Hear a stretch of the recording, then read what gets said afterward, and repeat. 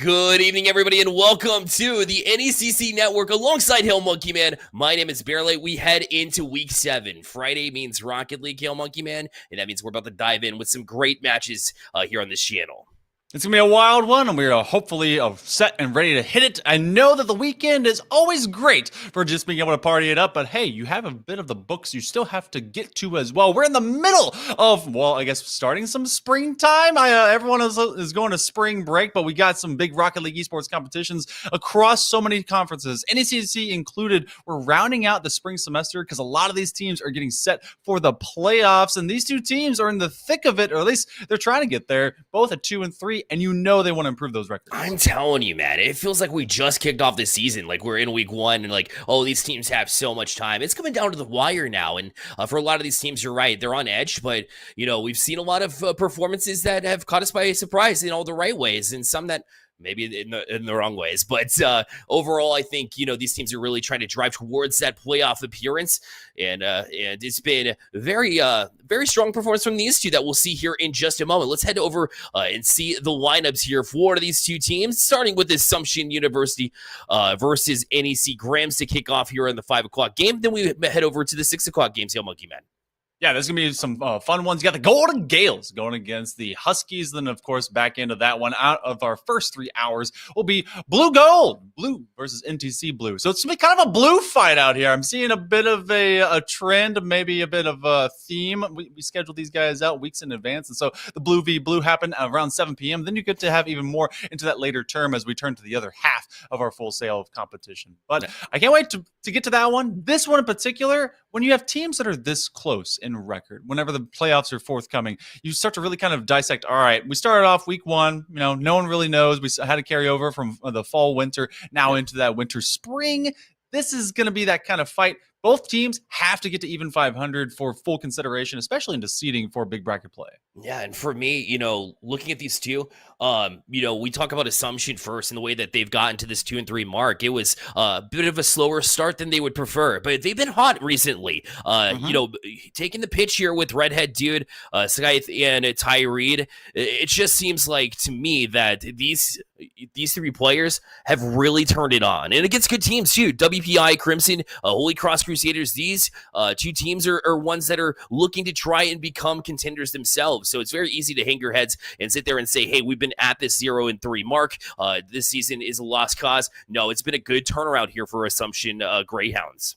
And it's nice to compare across the board what has happened. You're talking about this team and Assumption being hot. Well, it's starting to look a little bit chilly, a little bit colder for the side of NEC Grims, as we will see John Wick, Josh Ulrich, and Dr. PZI. But I do wonder how they're going to be able to handle it, because just a couple of weeks ago, they lost in Game 5 to UMass, which is a comparable opponent between these two teams. It was them who did a little bit better than Assumption in week number 1 when they faced against UMass. And just in recency, the Grims fell to them, but even more so last week, they also fell in a sweep to the Post Eagles Orange squad. So this is a couple teams that have very easily to compare wins and losses, but it seems like the streak really could be carrying Assumption. I want to see how NEC Grims can really find themselves in adversity to this moment.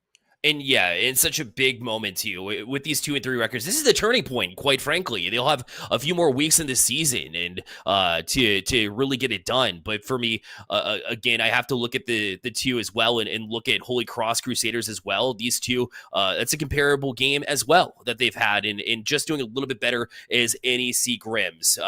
But we are going to take a quick break while we start and find the first match. So don't go anywhere. You're watching the NECC Network.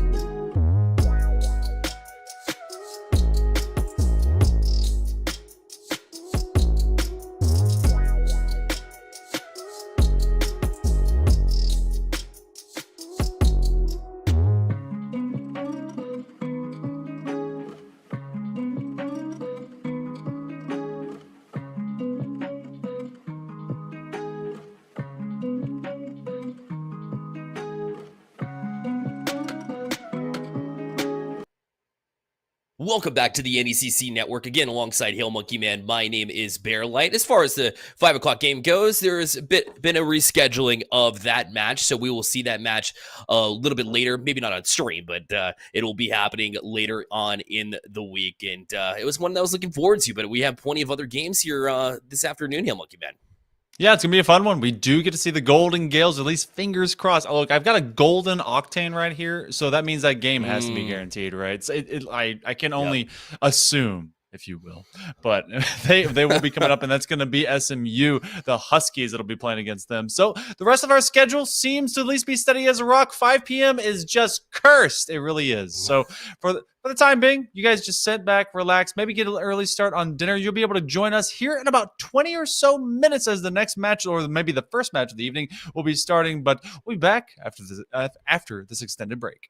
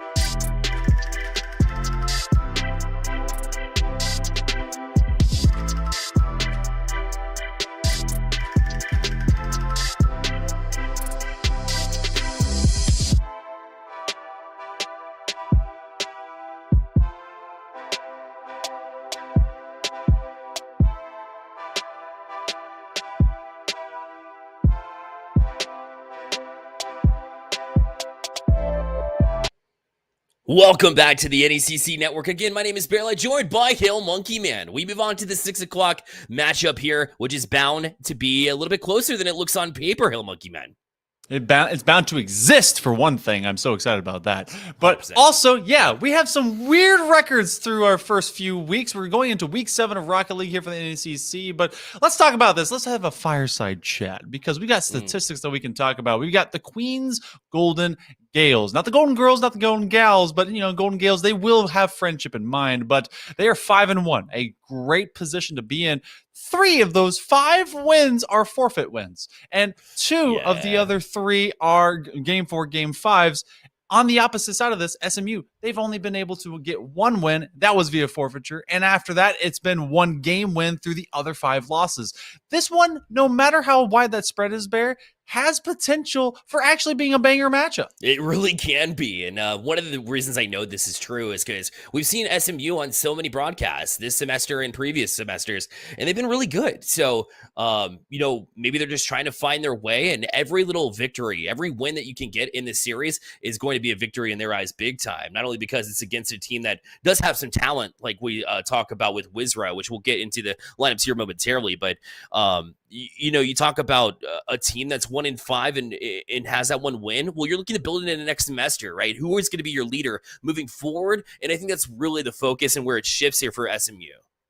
Yeah, that's very true because SMU, they're filled with freshmen. They've got 3 of their 4 stack into this roster setup. They got freshmen across the board. They do have 1 junior. So you talk about maybe some young programs. You talk about some players that are going to be here for the long term. Well, let's talk about Queen's Golden Gales as they have a lot of seniority here as you have sophomore, senior, and junior, and Wizro, Llama Mighty, and Twigs, not Twigs. Is it Twigs or Twigs? Is it Twigs or Twigs? Which one do you think? It's Twigs, but with 2 G's, as in GG, they want to win this one. Also, Golden Gales, so that works out perfectly in both ways. And after this one's done, it might be that way too. But let's check out the roster here for SMU, see who they're bringing in, see who that next leader might be. And for me, you see Quantum Fiend here, Yusuf and Jorge to round out this roster. And I always look towards the youngsters to really bring a little bit of life, a little bit of energy. And you can say that almost all of them are, right? Quantum, one of those. Jorge as well makes a big plays. I'm looking towards Quantum to really be that difference maker, bring that energy as he typically does. Hopefully they can get their first win because of it in matches played. And of course, Yusuf, as the junior, has to lead this freshman team along with Hazy, who's actually the 4th member of this squad and is also a freshman. So definitely a lot in the hands of Yusuf to teach these youngsters how to live the college life, number 1, and balance your time, but number 2, how it's done on the pitch SMU way. Yeah, that's always one of the more difficult things. You got to be your own person. You have to balance your time, your academics, and making sure that you're getting up to go to your classes. Some of us may have messed up about that a little bit back in the day. So make sure that you're getting that down. I know some of you are on spring break or maybe just finished up or are heading towards it. We'll make sure that you have good investment towards your academics because that's what it's all about. Esports is second to it, but right now it's first on the docket as we will be going into the Golden Gales and the Huskies. This is a moment for really SMU. I want to see if they can be able to really kind of stand up tall. They have all of the 1 win that they really didn't get to do anything with because it was off a forfeiture. And I know that a season like this, a semester like this, seems like a wash when you only have 1 game win. Well, I've seen teams really stand up to the call to arms, and we got to see that tonight. And game 1 underway here as the Golden Gales definitely favored here, in my opinion, as well. I think they've definitely earned that right, but we'll continue to keep eyes if SMU can dig out and maybe catch them by surprise. You never know. So, again, this quick start could be real here for Queens Golden as they've had the first couple of chances to try to play it across, but Yusuf will eventually settle. Quick challenge, though, from the Golden Gales. It'll be Llama trying to chase Yusuf to the corner. And Wizro now to keep the pressure on. It's Hollow. Tries to get that angle. Couldn't quite get it across. The follow-up as well, but this is going to fall right back into the hands of the defense of SMU. There's been a lot of pressure so far. This is something to expect against the Huskies as they're looking for those 1-2 combinations.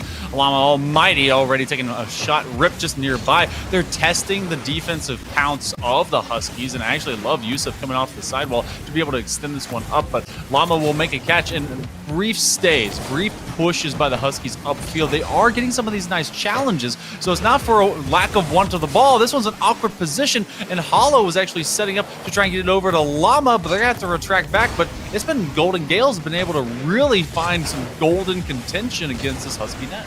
Yeah, now back to it. Right back to work. They never take a second off. And something I've noticed and really respected about this Queens Golden Gales team over the course of this season is they've really brought it in those matches, of course, that they're able to. They'll also get the first one here on the board as they go up 1-0 with 3:34 left in game number 1.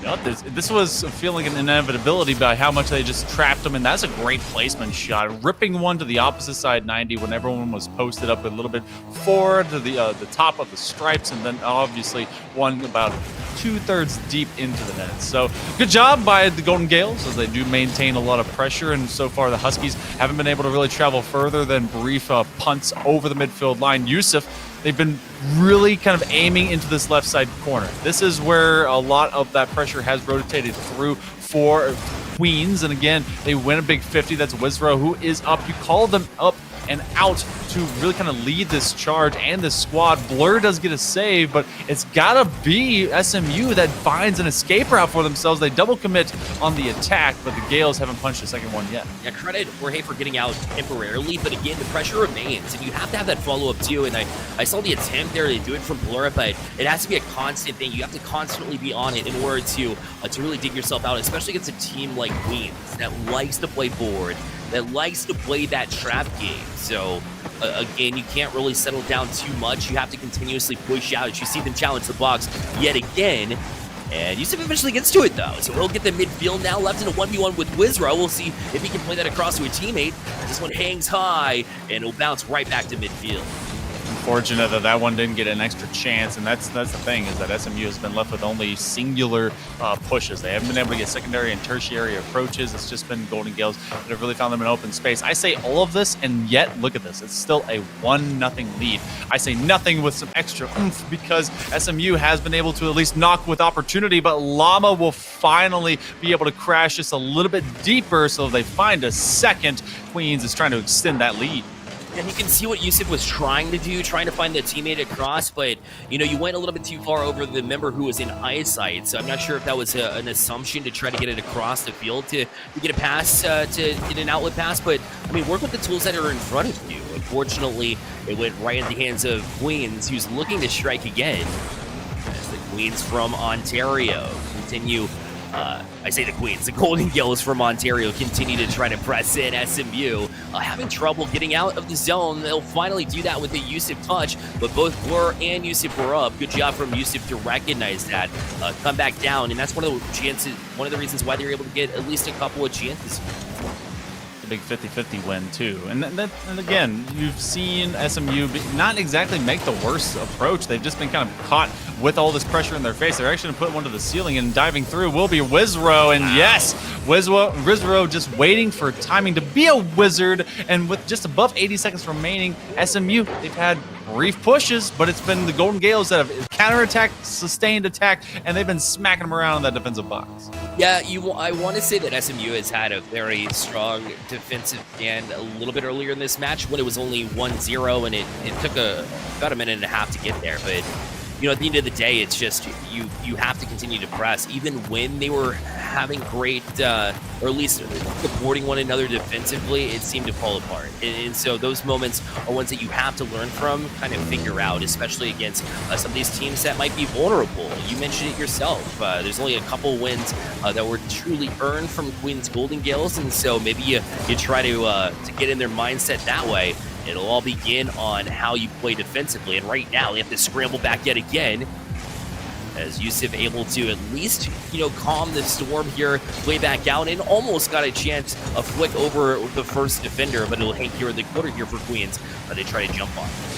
Yeah, there's just a lot of skirmishing happening out in midfield space, and honestly, that plays against the Huskies being able to make a late-term push. Big save by Yusuf, and so actually that was by a secondary member of the Huskies, but, you know, it turns into something that they could build on for later. They got to get this offense to be able to just work against these challenges. Gales, they've been a little bit faster, a little bit stronger from the early onset. Nice little extra double tap as Hollow is just trying to make some hollow work of the sidewall, but otherwise the Huskies, well, they're left with another a game to have to find new solutions. 3-0 into game number 1. Queens, Golden Gales.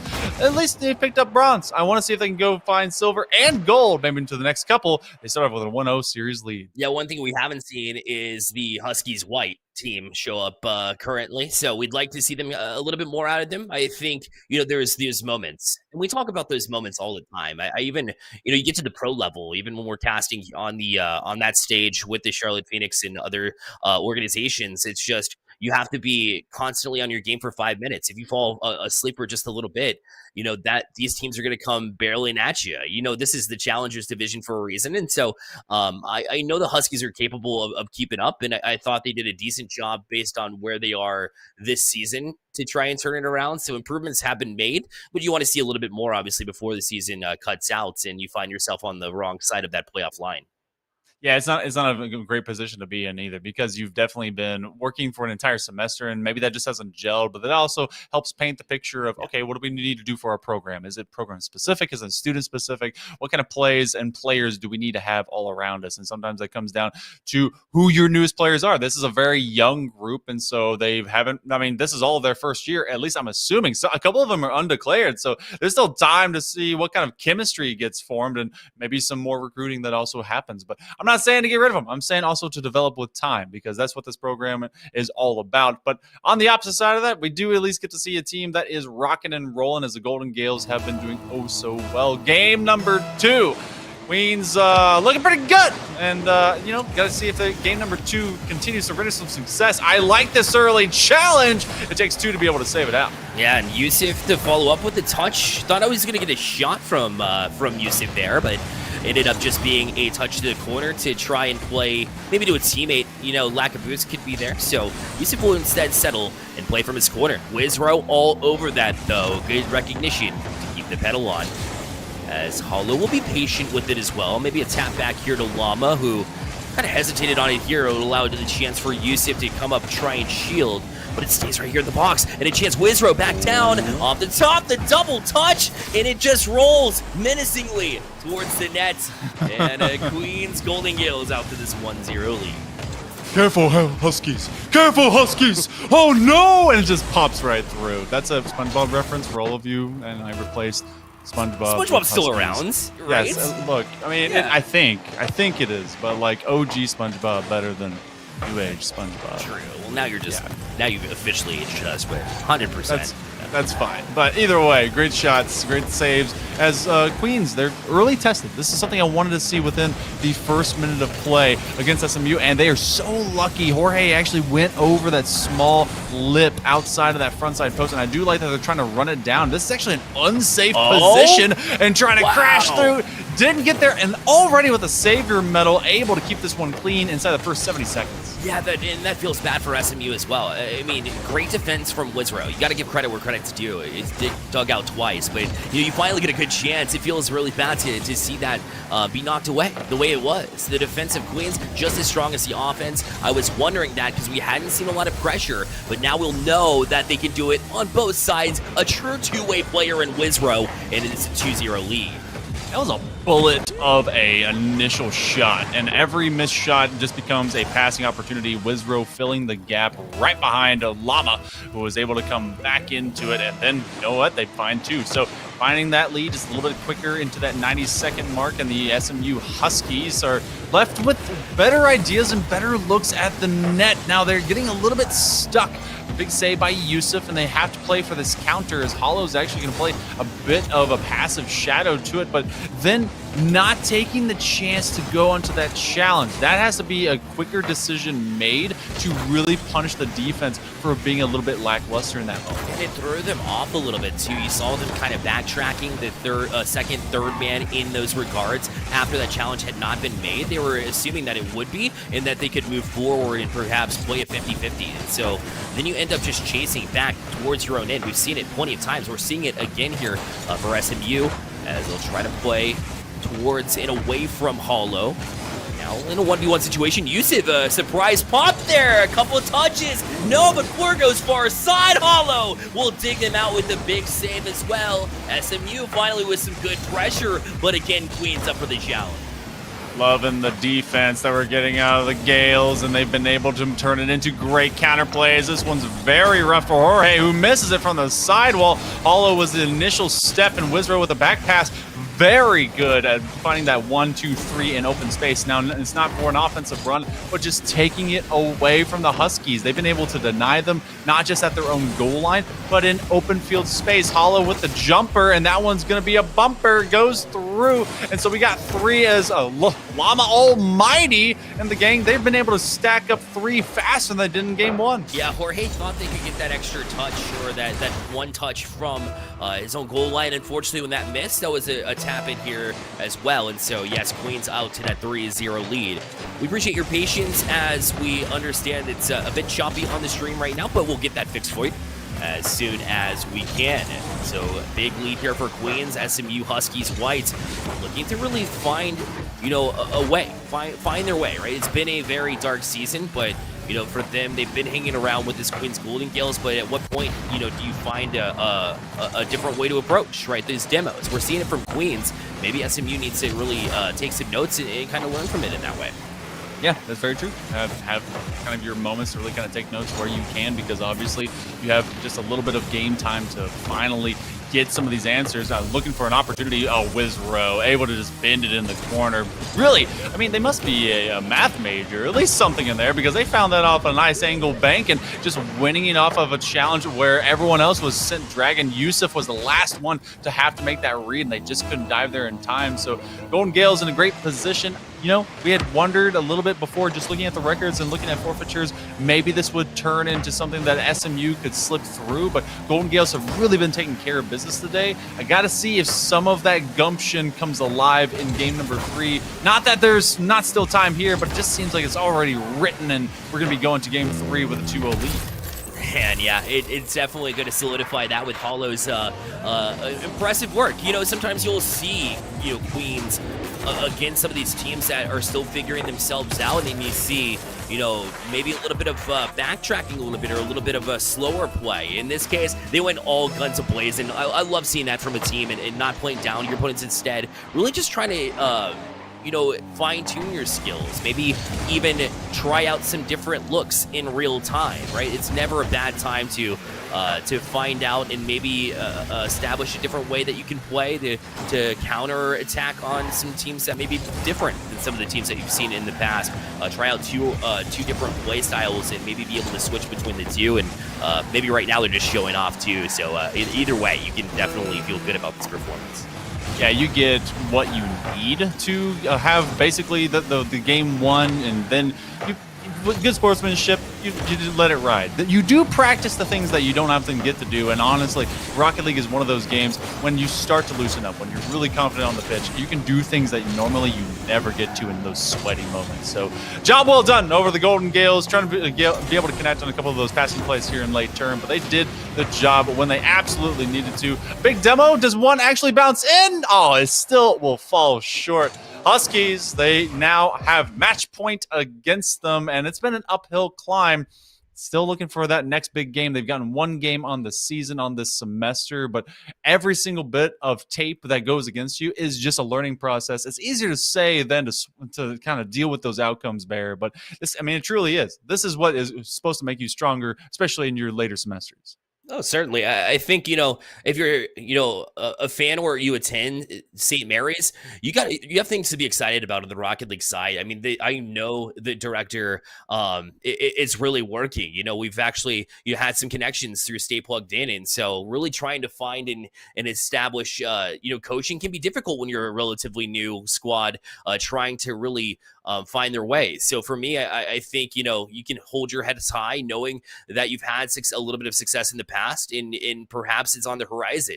Does it happen in the series? I'm not so sure. There hasn't been enough to prove to me that they're going to, but you just got to keep on, grinding at the end of the day, because coach is going to look at it, if new players have to come in, and they will every year, every semester, you're going to see these players come in. It's a decision of, who's actually putting their heart into this. At this point, it's not about the results. It's all about who really wants to be here, who's excited when we score goals, who's a little bit mad whenever it's on the other side, right, and kind of being returned, right? Who is that high energy player, and that's definitely a spark that they need for the Huskies. Yeah, because there's a lot of different players as well. It comes down to, all right, you have a lot of investment going into not just the year that you're in, but also how much time you put into it. Yep. But you may not be able to find that success while you're there. That is something that you have to prep everyone around you with, and that is honestly what helps build a program, is doing what you can while you're there, but also for the future that is going to come into that moment. That has to be learned. I learned that in high school, got to learn in college, you got to learn in every job you go to, is being able to make great preparation to make it easier, better, awesomer for the next that comes after you. But for right now, there is still time. There's still a moment. Huskies started off that first minute with a ton of pressure. I'm not going to fully write them off until I see, well, maybe 10-0 at least at one point. I want to see them score. I want to see them maintain some of that confidence running downfield. I know they can be able to break through. That defense was just so shored up by the Golden Gales, though. Yeah. Golden Gales, I wanted to see them go take care of business. Yeah, definitely. That's what you look for on the other side of the coin, right? Because we talked enough about SMU and what they're trying to accomplish. It's a whole different side to prove to us, Hail Monkey Man, that it's not just a 5-1 team because we had 3 forfeits. We would have won those series anyways. Get fired up. And so especially when you have a talent like Wizrow was playing a great 2A game. Really, all 3 of these members doing big things. I know Hollow's not listed as one of the top 3. I know Twigs is usually on that starting roster, but Hollow comes in and has been doing a decent job to really keep that flow going. So props to him. And yeah, I'd love to see them close out here in this series.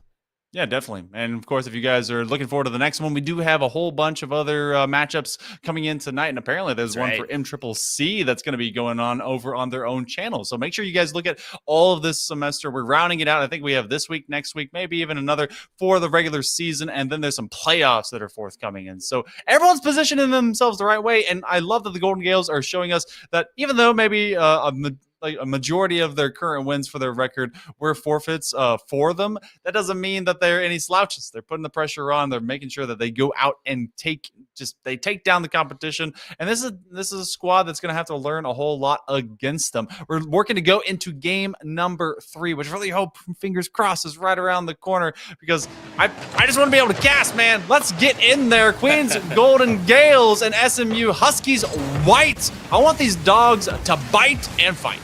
100%. It just, it's we see glimpses. We want to see the full picture of this team, and to say that Huskies have really given up in this season, I would disagree. So we'll see if Jorge can start him off strong as he goes for that far side. A chance, and the follow up just a little bit off the mark from Blur. Couldn't find the angle for it. He's back up for it though.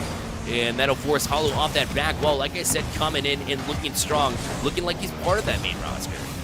You need to be able to get this, because Jorge actually had a great opportunity, and that one's going to be a big bang. We've seen some huge clearances already. Hollow with the pre-jump redirect. Oh, it's just off target. They called their number, went to the sidewall. Wizrow trying to do the same thing. It would have been a fantastic counterplay cherry pick from that position, but the woulda, coulda, shoulda just leaves us at nothing here in this opening minute. Yusuf did a great job there in that 50-50 situation, too, with no boost. Definitely some good decision-making going on here from the SMU Huskies defense. They look more aggressive. They look less reluctant to challenge on balls, so we'll see if that continues as well. As Yusuf looking pretty confident, although fell off of that tornado flick. At least it has the confidence and wherewithal to try and attempt something like that. You can say the same with Bora on that follow-up attempt. As that will hang at the top of the box, and Wizrow will clear. He's got a target downfield. It's Hollow. We'll put it back to him. To the box it goes, but it was now Jorge to clear it out. This is a good passing play. In transition, waterfall down the read. Nobody to follow, though, as they couldn't quite make it. But SMU Huskies are willing to go back and fight back. Hey, Blur, they had it all drawn up, and then that upper angle, that upper corner, sometimes very hard to read. It could go straight down or it can go out at an angle. They just couldn't get that wall to talk pretty to them. So this one, shot opportunity. It's been a lot of peppering of this left side wall to that net. Counter clear. Llama Almighty is able to make at least some good connection and actually finds this one out into midfield space. Blur is out of boost. Will still go up to fight, reaching for it. It's like a child looking for the top shelf and trying to get the cookies out of the cookie jar. are. And a lot of these big challenges are allowing the Huskies to stay upfield. We are at nothing on the board after a couple of shutouts, and Golden Gales are having to really fight their way upfield. And that's what I'm talking about having a program that's there to support. I know SMU does it right, and you've seen in the past minute or so.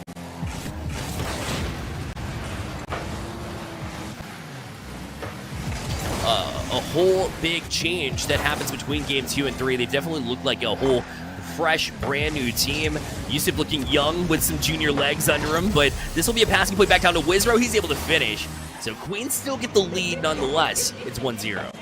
That was fantastic. They waited on the departure from that floating ball. Hollow just sees come in from the opposite side of the box when so much focus is where they are to be the initial ball handler, and to be able to cut through from that lateral side is such a hard shot to stop, but also hard to set up in the first place. So those two have been finding each other, and it is exactly what this offense needs for the Golden Gales, especially for a revitalized SMU Huskies group that doesn't want to go down early, but they again are behind.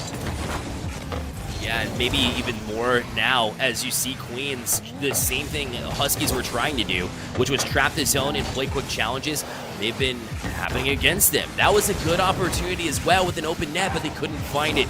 As Wizard was allowed the chance to get back to it, now open cage themselves. Yusuf needs to get back to it, doesn't have the support, and Hollow will be credited with that one just by putting it back on the net. Good. Get a couple. Get credit just by the fact that you get the challenge, and look at the spread here. I don't mind that they actually have a couple, but you had no one lending themselves to the middle of the pitch. You had two to the side zone and one opposite side, as if they were going to win that feed and then be able to move it across. I like that setup for 2, not 3.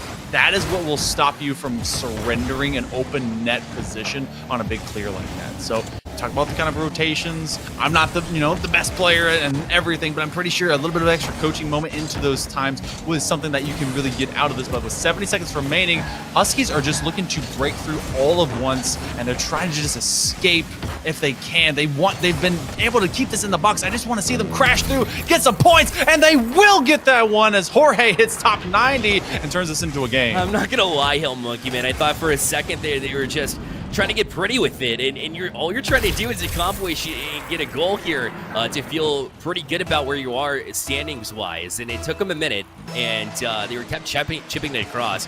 You got to see some more north and south. It seems like everything needs to be a pass here, but great and refreshing to see them break through it. And Hill Monkey, man, they're within one with 50 seconds left. It is a doable task. Is it one that they will get done? We'll have to see, because if they just kind of fall away from this, they're not going to let the defense be able to shine. That is going to be a pickup by Yusuf, and the clear in the other direction. Looking at 35 seconds to go. Wizrow's going to have to put it passively into the corner, but look at this rotation. Hollow is chasing Ghosts right now as he has to come up to that ball. Hollow will miss. Llama has to be there, and now this is Jorge. They have maybe 1 or 2 possessions remaining, a couple of shots to set this up, and they can't be too far back, and that could be Blur. Yes! Oh, they turned to nothing but a Blur. Wizrow will get it from distance. I was thinking that would go over his shoulder. Yeah, and again, Yusuf up there way early, and Blur last-ditch effort, right, to try to jump across with that boost, but it couldn't not quite reach across to get it. So, I mean, disappointment continues here for SMU. Looks like the Queens Golden Gales will likely walk away with this one, as it hangs at midfield. More time is killed off the clock. Yusuf will pop into the zone.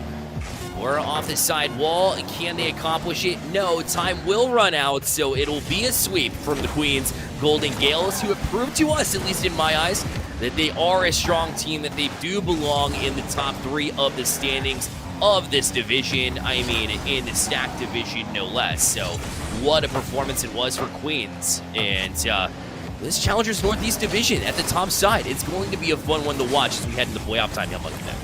It'll be a wild one. I can't wait to be able to get a chance to really kind of see it. Looking for that final dunk and dive. They really have taken Rule 1 to another level. Wizrow going to the sidewall, trying for a pass. A great flip reset. They do connect on it, and guess what? It pays off. That one went end to end of the pitch. Wizrow able to get just underneath it with an extra flip. Great connection. You know what? play with it until 0 is in the negatives. So Golden Gales, they will in fact 3-0 sweep, and much like you said, they proved to us that 5-1 not just flukish but also performative as they take down the Huskies. But Huskies, they got one more week of competition here coming up, and I think that Golden Gales are feeling pretty good about their 6-1. They're gonna be at the top of the stack somewhere as we go into some playoff form. Yeah, feeling good, feeling hot. And we recently talked about just the at least they had a couple wins in a row back to back, right, against Dalhousie and Champlain. It looks like in weeks 3 and 4, so they had a little bit of heat going on until that loss against Thomas Black. But this was a good bounce back effort because their next win was in fact a forfeit to Buffalo, but they came back onto the pitch. And the most important thing is the next match you're out there, you need to win. Whether it be a team that's at 1-5, whether it be a team that's, hot in their own regards, that was a must win for them. And they took care of business, just like you said, Hill Monkey Man. So very proud to say that. As far as SMU goes, as far as the Huskies go, you're left with a 1-6 record. And really next week is going to be just almost exclusively a learning curve. I think if they played as well as they did in game number 3, though, this is going to be a team that hits in the future. It very much could be. I just want to see how this program really kind of forms around the players itself. But for right now, it's the future is kind of a mystery, and the present is exactly what it is. But we're gonna be taking a short break. Bear, I don't get to be with you again, but these guys, they continue to rock and roll, and it's gonna be a wild one on the other side of it. And of course, I'm hoping that we get to see even more awesome NECC action. There's so many great students that are out here tonight. I couldn't agree more. I think it's definitely loaded with individuals who are looking to really make a name for themselves too. And credit to NECC for being around as well and in supporting not only these players, but the teams in addition to that. NECC has always been about the colleges first and about the player first. And so that's always been a respect of mine too. And for the Huskies, they're looking to get in the positive mindset too. If all else fails, they'll have their man Quantum as the psychologist to really get their brains working in a positive manner. But we're going to take a quick break, like you said, and we'll be right back here with the next matchup on the NECC network.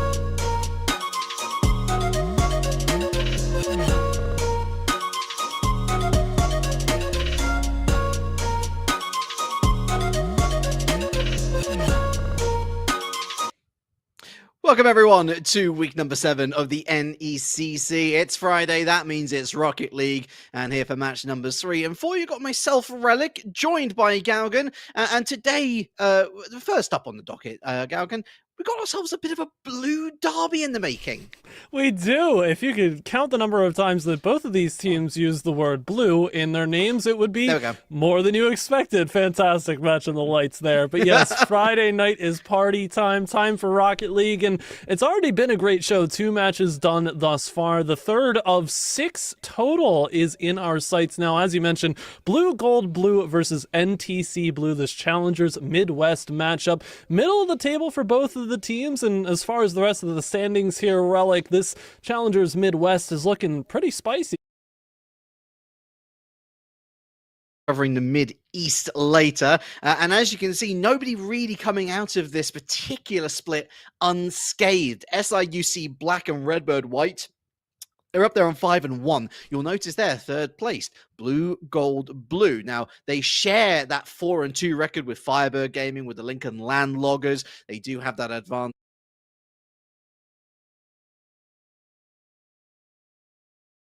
Just one place further down. They're tied with Illinois Springfield on 3 and 3. Again, below them on that game advantage, game disadvantage, whichever way you want to put it. But honestly, given the Blue Gold Blue are ahead in the standings, it's worth mentioning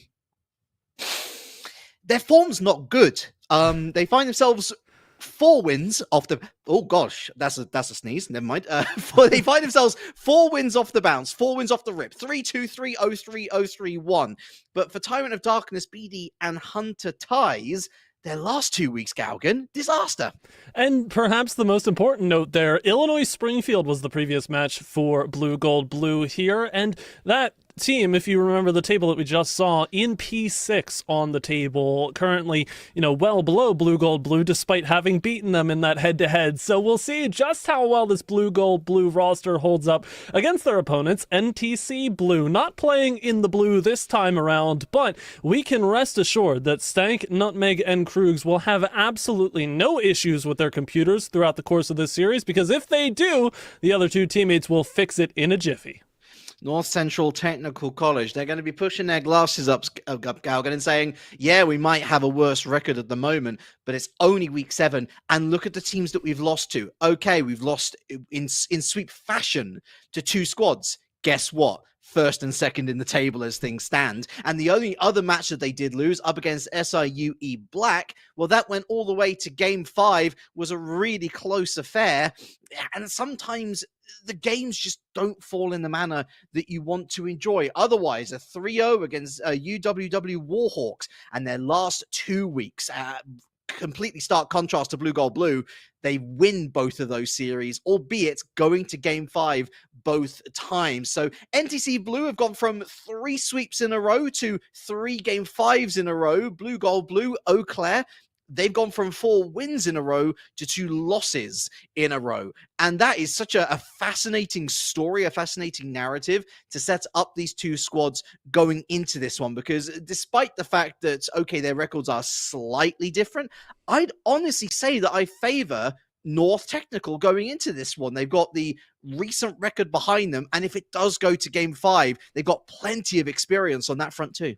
It's an interesting call to make as well to favor NTC here, because at this point in time in the season, the way the schedule works out, we anticipate teams to have played 4 of the same opponents at this point in time, and such is true. Both of these teams have had matches against the following: SIUE Black, UNI Gold, Firebird Red, and the UWW Warhawks. Now, those last 3 matches that I mentioned, not of major significance. Both of our teams tonight have beaten those opponents that I previously mentioned, but for SIUE Black, that was the point of contention. You mentioned that NTC just barely lost that series in 5 games. Well, on the other side, Blue Gold Blue just barely won that series in 5 games. So transitive property be darned, right? It's not the end all be all for deciding who will win these series. But at the end of the day, maybe that's the slight advantage that Blue Gold Blue, my goodness, what a tongue twister of a name, could hold. Yeah, they are also, I say Eau Claire, I think more like a chocolate eclair. Like, is it going to be sweet desserts at the end of this one? Because, I mean, look, the reason why they are 3rd rather than further down the table is because of that game differential. The same goes for NTC Blue. They have struggled when they have lost to put games on the board. The only exception being week number 4, their last loss to date, where they're able to take it all the way to game 5. So it's difficult to read NTC Blue, but I do give them the benefit of the doubt, because you always, especially in such a long split, especially in something as volatile as collegiate, we talk about consistency and momentum in game, but it's not just esports that these kids are focused on, Galgan. They got studies, they got the rest of their lives to be living, homework and all that sort of jazz. So sometimes you don't have time to think about what's just happened, and then you're reintroduced to it, maybe for a practice session a couple of days beforehand, and you're like, oh, we lost last week, and it all hits you all over again. And sometimes you don't even have time to make it to the computer. Hey-o, segue into our unfortunate waiting here, as we are just waiting to see Blue Gold Blue jump into the lobby and get things situated. So glad you could join us. It's going to be a little bit more before we get to the gameplay. And you mentioned the point. You know me, I'm always the proponent of, it's Friday night, getting all of these college-age students together at their PCs to play some video games. I mean, at the same time, if anybody's going to be in the room playing esports titles on a Friday night, it's probably going to be Rocket League players, and I'm allowed to make that joke because it's as much of a self-burn as it is anybody else who plays this game. Trust me, Rocket League players, we're all pretty much the same. Wait, we are? You're telling me that I go for the ball no matter what, and that I want to put on the cape and be a hero and perform flip resets? I can't perform flip resets. To be fair, I can't. I'm one of those players, Galgan, where I don't play the game anymore. I merely watch, I admire, I spectate, I learn, and I never apply. I just think it's a lot of people think that Rocket League is a bit of a young man's and young women's game. It is. It is to a large extent. It's just natural Twitch reactions on the sticks. But actually, I still think, especially for the seniors that will be seeing it, say, for example, Tyrant of Darkness, the only senior who will be taken to the field in this first matchup, that extra level-headedness, I think, is so underrated nowadays. And we see it with the RLCS. Okay, you're not seeing these older squads winning regionals, winning majors, but the amount of results that they can pick off, where 9 times out of 10, the pundits will be saying, no chance, going home, 3-1, 3-0. It just goes to show that the talent might slowly but surely erode away, but that smart level-headedness can make the difference on the field. And I just want to briefly go back to that point that you made. It's a great way to start a sentence by saying, I'm one of those players that doesn't really play the game anymore. Yeah. I feel like you could have just hard stopped right there, but the fact that you carried on made it even better. Listen, we're not going to stall forever here. We're waiting for Blue Gold Blue to get into the match, and until they do, we're going to head to a quick break, dip behind the curtains, and make sure everything is good behind the scenes. We will hopefully see you soon with our third match of the night.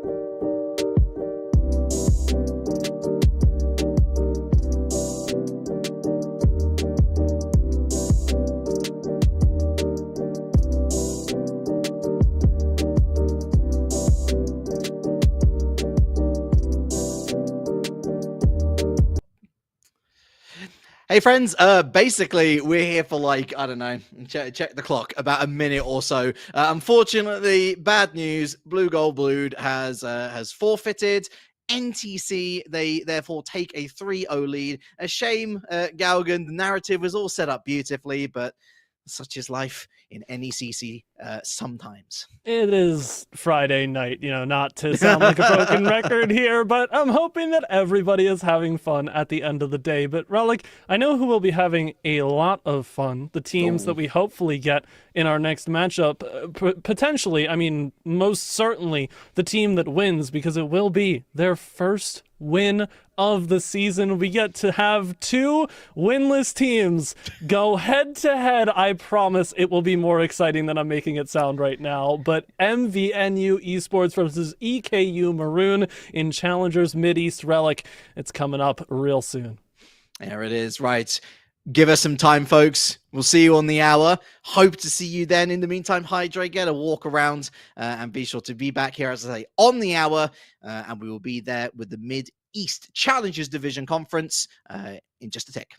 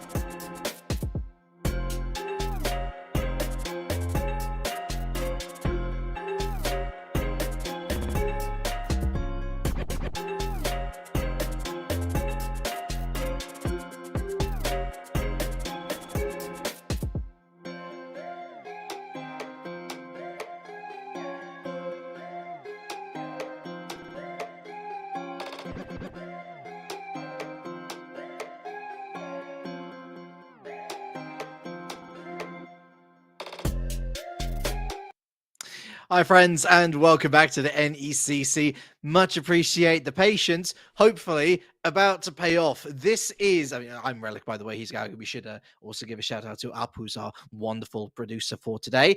Look, this is a bottom of the barrel scrap fest that we are going to enjoy coming up, Galgan. We're into the Mid East Conference. We're into the Challengers Division, Mount Vernon and Eastern Kentucky. 6 weeks of action.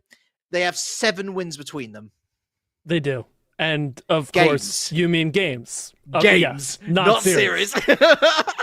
That is a very large asterisk to put on this particular match. Yeah. And I mean, I touched on it before the break that we had that long intermission. One of these teams is going to get their first win tonight, and it's a little tough to call which one in specific because you look at their prior matchup history and all that, you get a little complicated and trying to draw, who really has the advantage here, but I feel like this is anyone's series.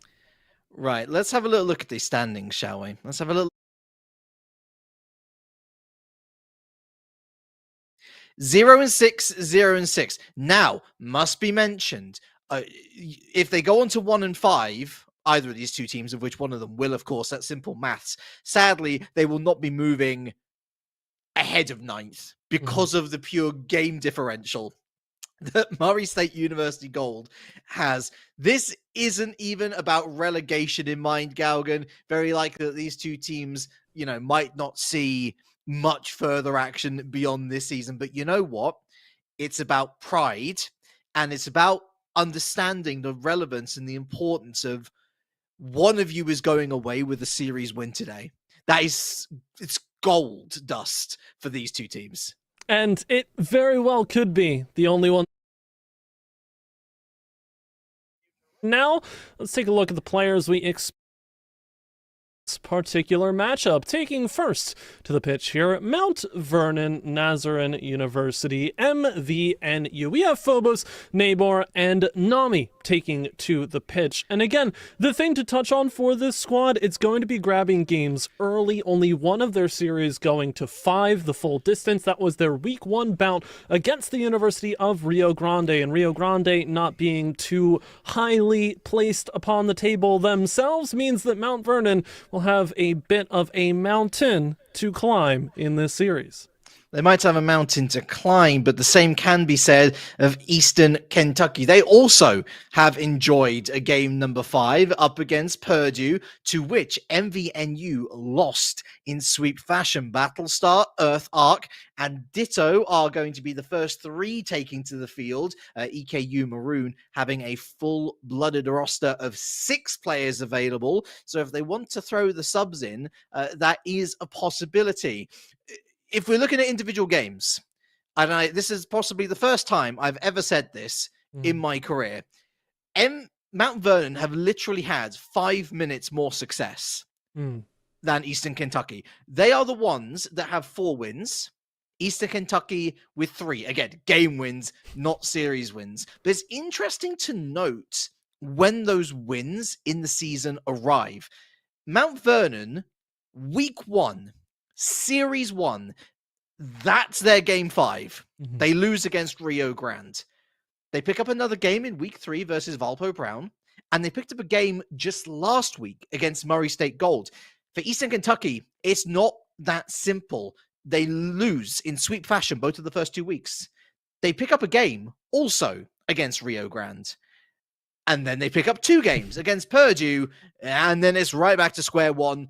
3-0 loss versus Valpo Brown, 3-0 loss against Ohio State Gray. So for me, Mount Vernon, the favorites going into this, not just on that one game differential, Galgan, but by the simple fact of, as strange as it's to say, they've shown more consistency this season. And I think the funny way to think about it, especially with that series against Purdue and Eastern Kentucky taking it as close as they did, it's been a rough couple of weeks for the institution of Purdue, their men's basketball team, proving that nobody is immune to a large upset here, but nothing particularly upsetting about the series getting underway here on the pitch. Game 1 of this best of 5, ready to crown finally a win on the record for either of these teams. And Mount Vernon, that's a screamer of a start, but no boost for Nami to get on the end of it. Yeah, we'll save the B-ball for Hoops. The only dunks that we want to see here in Rocket League is when they go straight to the back of the net. Lovely combo play here. Nabor shut down. Here's Cargo Mano looking for the crossfield pass. Oh, and he finds it, Ditto. I mean, this is a great indication of just how close these conferences and divisions still are for me, Gaugen. These teams haven't picked up a series win, and yet the ideas are there, just the execution is like... You can see it very evidently right there, and it's the issue that plagues so many players across every single division. It's that when they do hit the ball, they tend to do something spectacular here. Here's Nabor. It's a lovely hit to the backboard, to be fair. Bit of a misplay from Cargo Mano. I think that he was imagining that there was perhaps going to be a harder hit against the backboard, hence why he went flying in. Because he goes flying in, sells himself a bit short, and it's just a nice follow-up for Mount Vernon, and ultimately a great way to take the lead. Confidence injected into the veins, but an infield pass, going to navigate their way through the defense. Ditto goes up early, a bit too early a pre-read, however, and forced back the boost. The anticipation game for Eastern Kentucky on the other side defensively is going to be crucial, but you can see they don't really want to keep that same mantra about them offensively, play forward, but unfortunately too far forward. This time around, it's a 3-on-0. No defenders present. Eastern Kentucky concede the second goal. That one goal goes in, and it's a real difference maker for Mount Vernon. You're still seeing the mistakes coming out from Eastern Kentucky, despite the fact that the actual plans that they're putting together here are solid, they're decent, but they're just missing the ball. Cargo Mano to get a shot on net, Phobos to defend. And this is nice pressure here from Eastern Kentucky, another good opportunity, defended away by the Mount Vernon players. Phobos in field, and that's a lovely transition out. And surely missing the ball feels like one piece of the puzzle here, but we know that that piece is larger than any, because at the end of the day, off the ball movement, sure, you've got to be rotating well, giving your teammates space, all that, but you can't score without the ball. You can't win without scoring. It was a matter of time before I got into the very simplified philosophy that is car soccer, but for Eastern Kentucky, looking to not necessarily dumb things down, but just keep it nice and calm, cool, collected, because they're jumping for everything that they can and not finding any of it. They're playing like they want to be a championship series team, Gaugen, but to be a championship series team, you really do need that crucial element of touch the spherical device. Then you're starting to look at a better performance, and you're starting to stretch that defense open and really just add up the attacking options in front of you when you enter the final third. Here's Earth through the middle and Ditto towards the backboard. Again, their pressure's good. I really like their pressure, and it's nice rotations, but they lose the ball way too easily. It's unfortunate, though, too, off of that sequence, they bump each other out on that side while both going for the same play, but this is a nice cheat forward into the middle of the field. It's right off the post. Anybody for the follow-up shot, but no. Plenty of time for Mount Vernon to get a clear aside with 100 seconds to play here in game number one. Haven't been too many chances against them, but like you said, Eastern Kentucky, they're starting to warm up to it a little bit more. All you need is just that one final punch. I love this pre-read defense from EKU Maroon every single time. Mount Vernon snuffed, but they can afford to be snuffed for the moment. They've got that 2-goal advantage. Make that one off! Great shot. Only the crossbar to deny them. So sad for Ditto, unable to transform a goal for their own successes.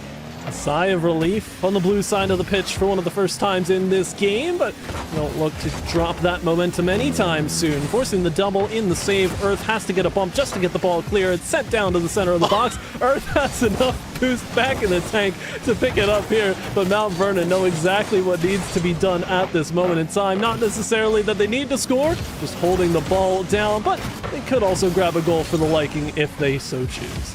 It's a stoic defense, but it's a defense that needs to turn into offense and stat. Called off their Cargo Mano. That's towards the net. Got to get up and makes the save by the rattle of the crossbar. At worst, 30 seconds left. Just one goal on the board at this point, I think, will be well worth Eastern Kentucky's trade being plied. Honestly, they have deserved it. This is going to go straight through the middle, forces that defense out, and it's a terrible clearance with a capital T. Nabor off in the freebie. And it's a tough look, of course, as you mentioned, because Eastern Kentucky a couple of times on the earlier goals, it's because of the defensive miss. This time around, just can't get the read right. Too heavy of a touch to the top of the box, and it spells disaster, as you say. So the third goal falls in, all but sealing this game as if it wasn't before for Mount Vernon. The question is, do they keep the clean sheet going into the final 10 seconds as Eastern Kentucky try to scramble, get something of note together here in the garbage time of game number 1, but not to be. Mount Vernon lock things down, calm, cool, and collected, and keep that 3-0 clean sheet, as I said, into game 1. If 2-0-6 records wasn't enough to convince you that this was going to be a series of who makes the most mistakes, welcome and goodbye to game number 1. We saw Mount Vernon take decent chances. Some were the issue of Eastern Kentucky to clean up. Some was just great play that opens up the opportunities. And Eastern Kentucky had those opportunities as well, Galgan. Their game-losing mistakes weren't on the defense necessarily. It was that they couldn't string it together in the offense. If that clicks, we've got ourselves a fantastic best of 5 ahead. If it doesn't, I'm afraid that Mount Vernon are going to be heading to Sweep City. And you can think of the offensive pushes for Eastern Kentucky akin to a combo in a fighting game, in a sense. You need to pull off every command with precise timing in order to string the play together, especially if you don't have those defensive mistakes being made by Mount Vernon as often as you need them to. Obviously, that's a gift Eastern Kentucky would love to take when given the opportunity, but when that opportunity does not present itself, you've got to have that sequence memorized. Where are you passing the ball to once you're going to hit it? It's not just a smack to the backboard and hope and pray that somebody will get it on target after that. You've got to have the plan ready and set to go as soon as you cross that midfield line. In collegiate, you can sometimes see, no matter what the game, that there is a weak link. And I often bring out the cliched phrase, your team is only as good as your weakest link. I can't say there's a weak link in Eastern Kentucky. I really can't. I think all 3 players are doing what they can. It really does just come down to confidence and matching the skill level that the plays that they're attempting to put together ask of them. I mean, round the corner, they're going to be the first team to have a proper look on net as Cargo Mano, I should say, is going to throw it back into the middle. He's buying a bit of time for his team to pick up some boost. And once again, that ball reaches the blue backboard, but there's very little threat at the moment. See, at that point, you mentioned that there's nobody really standing out as a weak link for Eastern Kentucky, which is a good thing, sure, but in order for them to step forward offensively, you almost want the opposite. You want somebody to stand out for a solid performance and really give a spark of hope, a shred of light at the end of this series tunnel for Eastern Kentucky, because all it could take is one fantastic play. It doesn't even need to be a shot. It could be a pass as such to the bottom of the box, but doesn't come through this time around as Eastern Kentucky wait for their in. They've got to start carving their own path, though. They cannot sit idly by while Mount Vernon kill more time off the clock. Yeah, I've got to say, Mount Vernon playing very patiently, and I like that. They understand that Eastern Kentucky haven't scored a goal. They're perhaps getting a little bit anxious, a little bit itchy to do so, and on the counter-attack, they're going to try and punish. They enjoy a little space of possession here, but they give it up rather easily, as do Eastern Kentucky, although that said, Nomi's going to have a free shot, or maybe it's back to Nabor. Will he be able to do something? He's going to go straight for the drive, and Ditto with an excellent save away. Nomi doesn't exactly get the connection that he was hoping for here. Nabor with a little touch, up it goes, and Earth wins the race. You really would have hoped that Nami got more. That's a perfect opener from Nabor, but now the lone defender back, jumping a bit too early off the mark there. Center touch coming surely from Earth out of the corner, but Ditto blocked by Phobos. Good shadow defense, and now another clear comes through. Eastern Kentucky lose that pressure that they wanted to build up off of the counterattack, but it's right back in their faces from Mount Vernon. Another center hits Nabor here, tries to go far side, denied emphatically for Eastern Kentucky. They've held the line defensively, kept this one all tied up at 0 just about halfway through. They've got to find the scoring column. They haven't done so thus far this series. There's a lot of time being afforded to all 6 of these players, where we're seeing a player get to the backboard for both sides, and then they're sort of turning around. Nice bump play, but no one to capitalize. Nomi a day late and $1 short here, as Ditto, that clearance going to fall straight to the hands of Nabor. No boost and a dream. The dream falls to shatters as Nomi decides to reset from square one. have to say, a good sign, though, coming into this. The fact that we're still tied at zeros could lead us to believe that Eastern Kentucky are finding the ball much better, Nice. and that is a beautiful pass. The shot, Oh! Ditto collects, sends it far side, gets a little help from the post, and gets Eastern Kentucky a goal. Well, how about that? The pass is simple from Cargo Mano. It's a lovely 50 challenge win.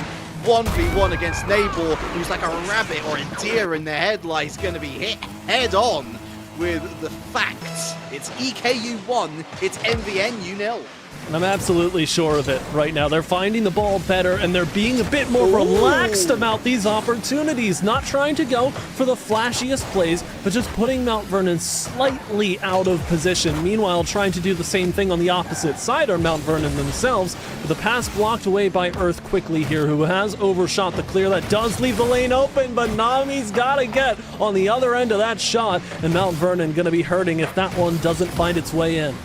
Yeah, Mount Vernon right now they've forgotten their shooting boots, it seems, in between game 1 and game 2, because they're still getting these pretty clear-cut opportunities through a very porous EKU midfield, and they're just not hitting the target, or they're not communicating in time to set up a play that's then going to be put away. Ditto, I love the boost in confidence, but still a couple too many mistakes in the offense for my liking. It's just a case of clock burning now for me, Galgan, as Nomi goes for the pump or the demo on Earth. Nabor picks this up as well. 21 boost, infield looking for the pass, not going to find anything. Goes for the fake actually on Ditto. Well managed. Nomi now onto the backboard. This siege continues, but a little bit too much mustard on that pass, it seems. And even though it's only a 1-goal lead right now for Mount Vernon, it does feel like a flip from what we saw in the previous game. Nami's got to double off the back wall, however, and Phobos absolutely slots it. Forget all the storylines about EKU keeping that one and leveling the series. We are all level in game 2. Yeah, Nomi does all the work by dragging that last defender out of position, and then you're asking for an angel from the heavens to fall down onto a shot with an open net at their mercy. Can't say that you didn't see it coming, because EKU just couldn't clear their lines for a solid 30 seconds or so, and now there are only less than 30 seconds left to try and find a game winner, otherwise we're heading to OT. It's a big block, though, from Ditto. Nice pass all the way over to Kago Mano. Now Earth takes a turn out of the corner. Second touch is good, forcing several defenders up into the picture. Kago Mano sends it to the far corner and gets it to fall in the only space that it would. It's a double commit as well. Look at this. Earth commits, but Ditto gets the crucial touch off the backboard. Cargo Mano with a slicer into that bottom pocket. Well placed. 11 seconds to play, and it may as well be EKU walking in to a 1-all series scoreline. Nice kickoff win. It keeps it deep into the zone of Mount Vernon, exactly where they need it. One last block. It is a double, though, so that's a lane open if they can elevate this ball, but Phobos is forced to challenge it right along the blades of grass. That will see that game done and dusted. We are all tied 1-all in the series. That's really well managed. Really well managed from Eastern Kentucky. In spite of their mistakes, they find their shooting boots, and it's almost like a bit of a role reversal. Obviously, Mount Vernon working pretty hard for what seemed like a straight 30 seconds to get their goal eventually, but it took a long time to get there. And I just feel like they didn't pounce upon the issues, both mechanically and strategically, that we saw from Eastern Kentucky in game number 1. They sat back. They waited for the mistakes to unravel, and actually quite the opposite happened. Eastern Kentucky sorted them out. And I think it makes perfect sense in my head, not only just that you expect these teams to trade games with each other. I think a sweep would have been odd to see, although if the games got a bit closer, maybe you start to explain that away. But also at the same time, consistency is key for these teams, especially teams that are struggling to get their first win in the Challengers division. That consistency extrapolates itself farther from, a 30-second stint of bad offensive or defensive play into an entire game of Rocket League. I think that's why we see such a dramatic shift between game 1 and 2, and it does feel like polar opposites, because in a way, we get theoretically not the best that we could have had from both teams in their wins, but better than their opponents were prepared with in those individual games. Yeah, slightly worried then for Mount Vernon. Heading into game number 3, Eastern Kentucky have got a lot of their affairs in order, and they're ready to attack this business prospect with renewed optimism. Nice goaltending hit from Earth, who moves out with the save. A demo on the far side from Cargo Mano onto Phobos, going to cut this attack in third. Nomi loses possession. Phobos steps in, but gives it up immediately as well. Unintended side pass, but they get away with it. Certainly one of the decisions that could have been made with the ball in that given position, and well, it isn't in the back of the net, so something is to be credited to EKU. Something else, though, to think about for Eastern Kentucky, a 6-player roster here, and you start to think if Game 3 doesn't go their way, do we see anybody else stepping in? Because it's gotten a bit shaky right now between especially Ditto and Earth. Eastern Kentucky showing some aerial prowess. How many crossfield passes did they want? And I think ultimately it was Cargo Mano on the line who actually saved one of those follow-up efforts. So Eastern Kentucky looking stronger at the beginning of game 3. That said, there are still mistakes to be made. I'm loving this aggression from Cargo Mano. Those straight towards the net. Ditto finds that second touch. Triple commit almost from Mount Vernon. Here's Cargo Mano on the scene. Infield to Earth. Oh, he misses inches away. The idea is there, the ball is not. The crucial juncture of this series, gotta hit it when it counts. Oh. Big demolition though, above Phobos wants a shot, it's a dribble at her, and Earth has difficulty saving it away. Now Navi gets 2 to go, and Neighbor finally punches it home. You felt it coming. Oh, that solo standard special, it did eventually arrive, but for the wrong team! Orange clumped in one area. Nabor with the entire goal mouth to aim for. Wasn't gonna miss. The Red Grim Reaper throws a dab, and Mount Vernon dabbing their way into a 1-0 lead. Eastern Kentucky, work to be done to bring this one back in. Would be nice to see them contest though, as obviously not wanting to reminisce too much about the opening moments of the series and their failure to get things going. Again, they have looked more confident in the air, as you said. They've looked for more touches. It's welcoming signs for the offensive endeavors of EKU, but at the end of the day, you got to find that goal to really put the period at the end of the sentence, and for the time being, struggling to do so. Ditto tries to get something going, but a big block from Nami to stop it immediately. It's fascinating to watch these two teams. There is no midfield battle. It's one offensive drive and then another offensive drive, but for the opposition team, and then vice versa. There is no thought process about controlling the ball on the halfway line. It's all about getting into the opposition third as quickly as possible and putting them on the back foot in a way which really enables you to find those pockets to thread the ball to a player who should hopefully be able to put it on net. Enable going for a bit of individual flair there, and it's going to be met, although that's it. Nami with a miss. Great bump on the keeper. Phobos has gone up as well. Little too slow, gets it over Cargo, but sadly there's no one else there to support him. Tough jump from Phobos, but here goes Nabor over the top, gets 2 to go, and it comes out from inside the net and against the post. So no goal just yet. Still relevant, however, and Mount Vernon have had so many chances here to bring this one home. It's a big back pass from Phobos to try and keep it out of the hands of EKU for even longer. But do they score immediately upon re-entering the zone? Of course they do. It's Ditto to tie it. It's a real big misread here from Nabor. Earth gets that backboard hit, lures one out, and Nabor just way too slow to pick up on the scraping run here from Ditto. Maybe looking for another player short, but as soon as that ball becomes loose, instant change of priority, the right change of priority, wins the race, hits that ball first. Difficult to miss from there. And tough for Mount Vernon to swallow a solid minute or so of just pure offensive pressure, but the quality is somewhat lacking in many of the chances they tried to generate. Now a very tricky midfield passing play reveals itself to be a facade as Cargo Mano, no boost, no problem. EKU out in front. Cargo Mano went Mano El Mano and came out the other side with absolutely no one in front of him. If he had missed this, miss of the season so far, he doesn't, thank goodness, and EKU Maroon 1-0 down to 2-1 up, only 120 seconds left for NVNU to correct this. It's what you love to see. I mentioned it would be nice to see EKU contend with this early on and not leave it to the dying moments to get things done. 0-second opportunities have not presented themselves just yet in this particular series, so EKU on the front foot in the ascendancy here with 60 seconds to play, and they're making a big mess, a big confusing puddle and conglomeration here of the defense in Mount Vernon. They don't know where to head with this ball, which is concerning. They typically have pretty resolute decisions made, but now the counter is on and the pressure hopefully reignited for Mount Vernon. Credit to Eastern Kentucky, they are still able to find those passing lanes in the final third for their side of the pitch at least, whereas Mount Vernon, notice how all of their passing plays have gotten deeper and deeper and deeper again, as Ditto had to dig deep there, gets the Saviour medal and the most important save of the game arguably so far. Erdek with the transition. Cargo was there but unable to throw it in. Naval now on the counter-attack. Oozes out. Here's Nomi. Gonna go, oh, a nice bump attempt. And Cargo is, oh my word! Everybody missed and all was demoed. The goal was left waiting for the ball to enter. It didn't. Namor loses control again. Desperation from Mount Vernon because EKU Maroon are onto match point. Incredible.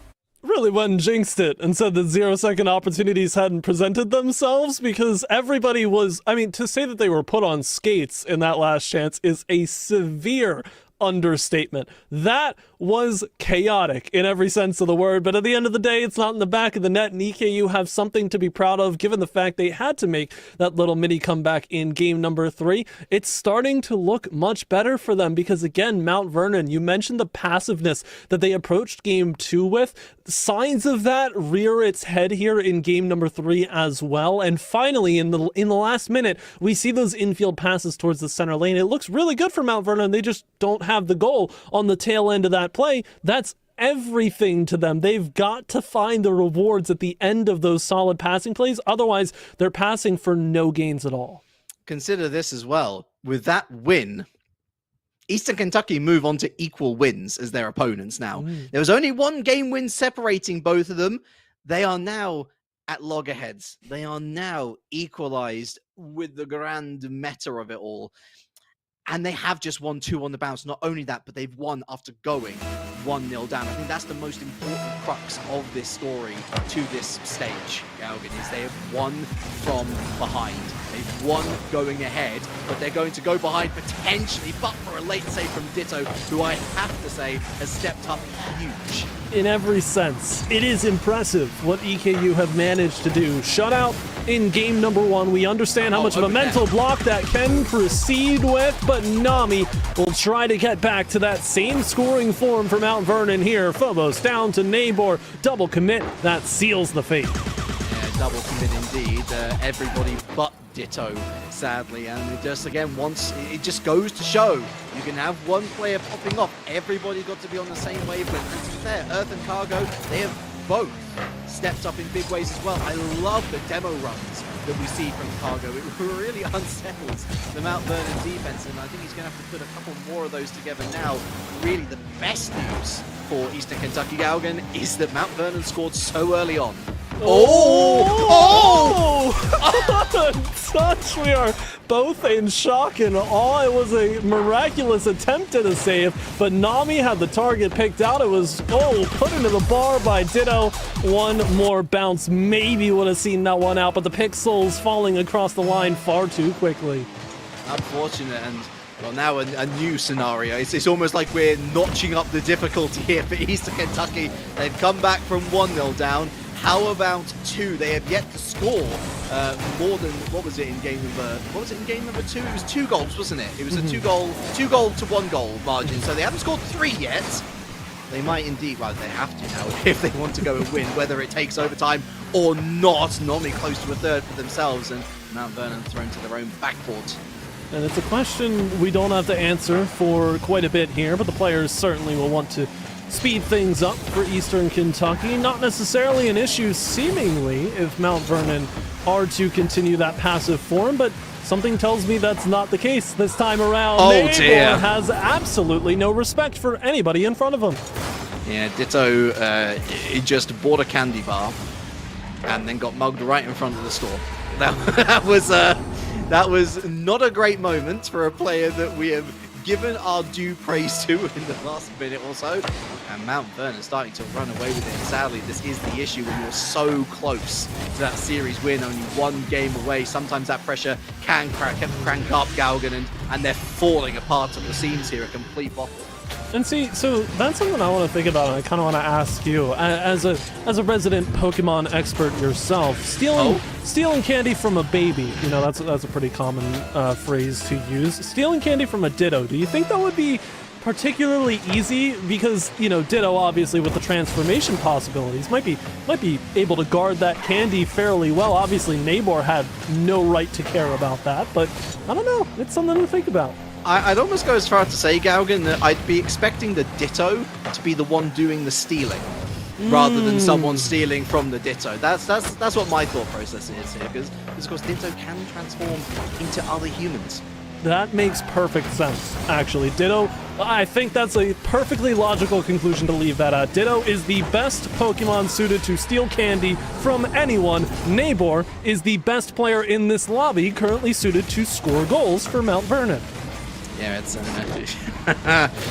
we've gone from stealing to just, hey, I've brought my mates and we're going to beat you up now sort of territory. It's not great from Eastern Kentucky. It feels like a throwaway game, and we haven't even reached the halfway stage. That defensive solidity that they had managed to put together over the last couple of games, non-existent. And we already talked about the fact that there was a lack of midfield battle, really, that it was a spell of possession for one in the opposition half and then a spell of possession for the other in the opposition half.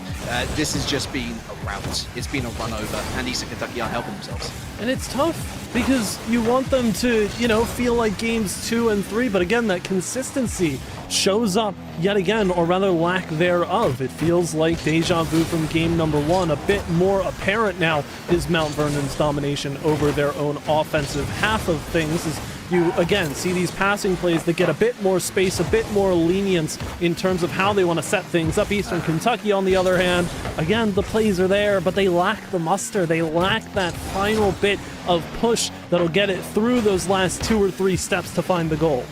See, that was a great opportunity right there, but they had to leather it, you know. They had to go full gusto to get the maximum amount of power off on the shot, and it's a little too late to be conservative now, lads. You know, you've been conservative for the last 3 minutes of this match, and just look where it's gotten you. No goals on the side of Eastern Kentucky. How soon do we start to write this one off? That limit is growing ever so closer. An uncharacteristic miss, however, and Ditto tries to take advantage. Not going to find much in the way. Earth actually solid touch towards the bottom corner, but no finisher. Nobody able to jump that far into the rotation. Eastern Kentucky at this point, even down 5, knowing they need to do nothing but score. They can't bear to spend all of those resources just to overcommit and let in a 6th. I'd say it's more worth letting in a 6th than going for a 1st at this point. You just want to get one thing to say, okay, we at least did something in this last game that we lost, unfortunately, in a big way, but that last laugh is important. It at least resets the clock, or it resets sort of like the pendulum on a confidence scale, at least, that you can do it. You had the last laugh. There doesn't appear to be a last laugh in the house here for EKU Maroon, because every time that we see Eastern Kentucky move forward, look at this, that rotation back is strong enough to at least have a presence. Crickets have gone chirping. They're all sitting inside the Mount Vernon net. No cause to move, no explosions coming their way. In game number 4 and Champions Field, the destination for this series, one of these teams is going to get their first series win of the season on the field that matters most. It brings out the most nerves in players. It empowers them to make the best of every scrappy opportunity that falls their way. But Mount Vernon reigns supreme on Utopia Coliseum, and in a big way to force us to game number 5. It was always going to be, wasn't it? It was always going to be game number 5. You're looking for your first series win of the split. There was no other choice in the matter, but I wish I could say that it's a 5-goal, 5-star performance from Mount Vernon. It wasn't. Eastern Kentucky were the architects of their own downfall in what was a maddening first 2 minutes to watch. So many, I don't want to say complacent, but really oblivious movements from them that really gives Mount Vernon such easy roads to travel down to get into a great shooting position, and they shoot well. Perhaps something that's been missing from the last 2 days. They've finally been able to find their goal. They've been able to find their goals again. That's going to be really worrying for me into this final match, because Eastern Kentucky, I don't want to say go passive in game number 5, but don't do what you did in game number 4 at the very least, because survive that first 2 minutes, you should be okay. The thing is, I don't necessarily want to see hyper passive play from either team in this one, because if you talk about the context, the grand scheme, neither team was going to jump any positions other than each other on the standings with a win. Even a sweep would not have been enough due to game differential that you touched on in the beginning of the series. So as we head into Champions Field, I kind of want to get a cage match feeling to this series. We have had Kago Mano go for a couple demo runs. I want everybody doing it. I want to see this bombastic, just full-on aggression into game number 5 for this series. I feel like it fits, maybe not in the sense of, obviously, if one player is going to dedicate themselves to the demo, the second player's got to be really confident that they're going to hit the ball, and we've seen shaky moments from everybody, all 6 players failing to hit the ball when they should have, but when they do hit the ball, like I said earlier, they tend to do some pretty spectacular things. It's just all about how many of those spectacular moments can you chain together on Champions Field? Can you get the combo just right in order to win this game, as 5 minutes get put on the clock to decide the first win of the season for one of these 2 squads. Oh, that's the perfect kickoff, and it's in 3 seconds, not even. How about this for a rip? Nomi wins the race, massive deflection off the side, follows up from his own initial touch, and Mount Vernon have a sigh of relief. They've got themselves something to hang on to at least. And it's Nami for the next kickoff here, but not as successful this time around. It does lend itself well to Nabor, who will pick things up and leave it right where it left off, with Mount Vernon having offensive pressure. But there's Nami to go just a bit too quickly. Phobos comes through, however, and a bit of the double. Again, they don't both commit for the ball for Eastern Kentucky here, but Ditto and Kago are both relatively close enough that they would have been beat with the same power clear. And you can see that's what Mount Vernon are going for right now. They understand that they can beat 2 players from EKU with the same touch, and that sort of utility will never be passed up by a good Rocket League team. EKU, meanwhile, it's very evident what they're trying to do. They're looking to slip by these early interceptions from Mount Vernon, so that they are effectively doing to them what Mount Vernon are effectively... They're doing to Mount Vernon what Mount Vernon are trying to do to them, if you understand my meaning. It's a bit of a tactical minefield, but Mount Vernon has the ace up the hole at the moment. They have that lead, and so they can afford to go for these pre-reads with 1 player at a time. Eastern Kentucky can't.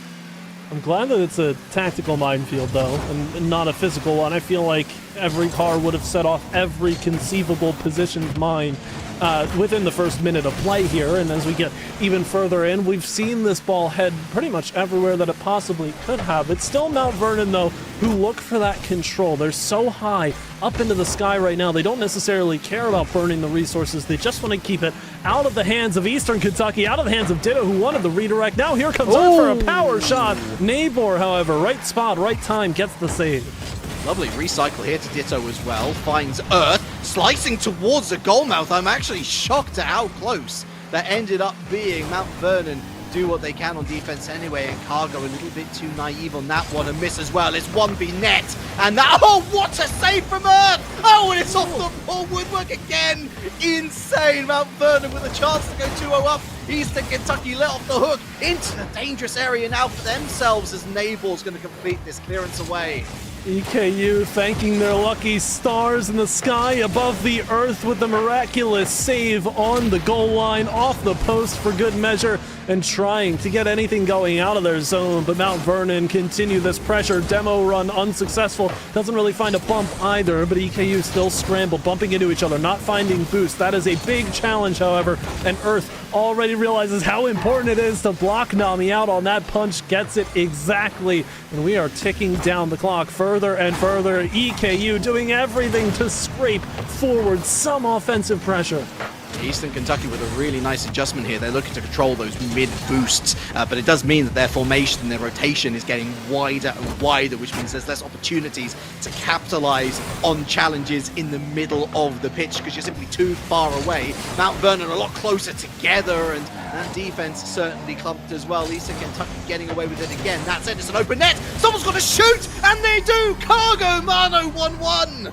The big brain fake from Ditto right here. That's what I'm writing it up as. Tough ball to shoot, but hey, Kago Mano has more of a right to put it in with power. Nami close to making the save, but doesn't get there, and who wouldn't want it any other way here? Mount Vernon, EKU, all tied, nearly 100 seconds left in game number 5, and Mount Vernon, how much faster do you have to respond here?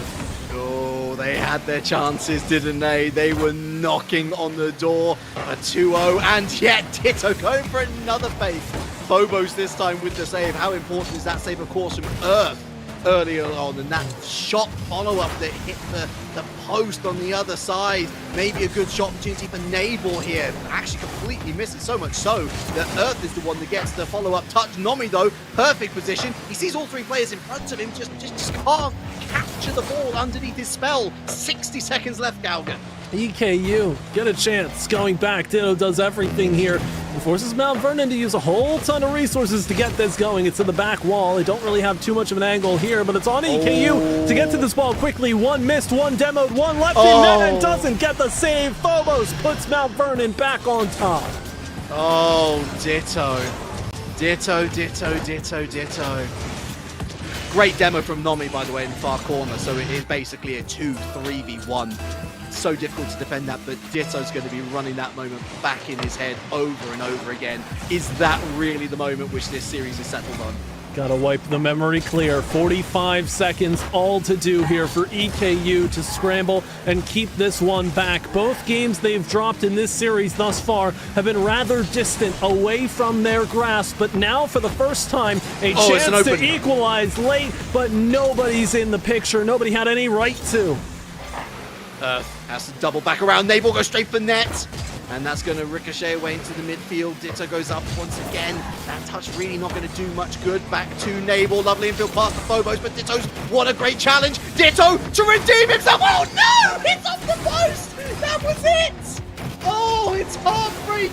It's tragedy. It's Shakespearean. It's Mount Vernon who come out on top. An absolute tragedy has befallen Eastern Kentucky. The world, their stage, able to claim the tie and could not get it. Ditto, at the time of calling, it's the second unfortunate miss, but those misses have added up in the worst possible way for EKU, but for Mount Vernon, 2 goals cannot be solved at 0 seconds. They have gotten their first win of the season. The battle of the bottom here in Challengers Mid-East has been decided. Mount Vernon takes the series win in 5 games. Oh man, Galgan. Oh man. Oh man. Oh, this is when you just have to feel for the one player, you know. Mm-hmm. A mistake to let in a goal and a golden opportunity to equalize, and you miss. But look, let's roll out another cliche just for the good old time's sake. The open net is the easiest one to miss because when you're in that sort of a high pressure situation and you know that this shot is going to be the difference between overtime and potentially getting that series win for your team or being rooted to the bottom of the table, it's gargantuan. It's huge. I have nothing but sympathy for Ditto. He will have better days. It was a fantastic series to watch. Both teams can be proud of themselves. Listen, Ditto a stronger player than I. If I'm missing that shot, I am unplugging the controller, uninstalling the game, and probably getting several breaths of fresh air at that point. Still, commiserations have to be given out to Eastern Kentucky. They played a fantastic series for the 5 games there. It is Mount Vernon taking the victory overall. And Relic, that is it for you and I tonight on this stream. 2 2 more matches to go, however, for the mainstream here at NECC. The next match up at 9 p.m. Eastern Time will be Maverick Esports Black, it being the University of Nebraska Omaha, going up against Wartburg White and Wartburg College in Emergence Great Plains. FBI Tugboat and Pyro J await you on the other side, but for Relic and myself being Galgan, we wish you all a very well rest of your Friday evening.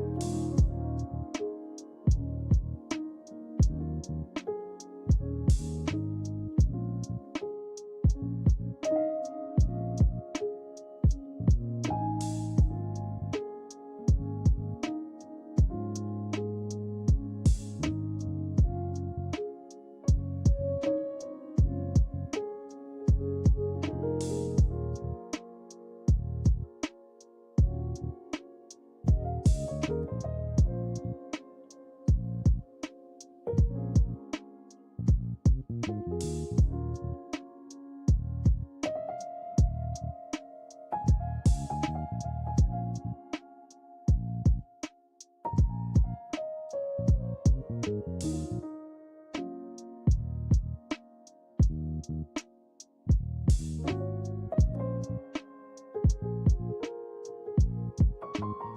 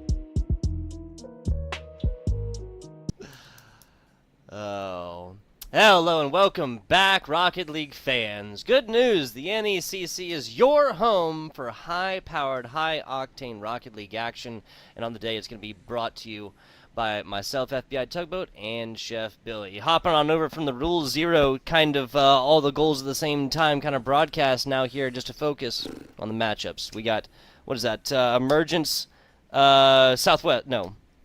Emergence, Great Plains, excuse me, coming up here first, Chef Billy. Yep, Emergence Great Plains coming up here, and we'll take a look at what Maverick Esports and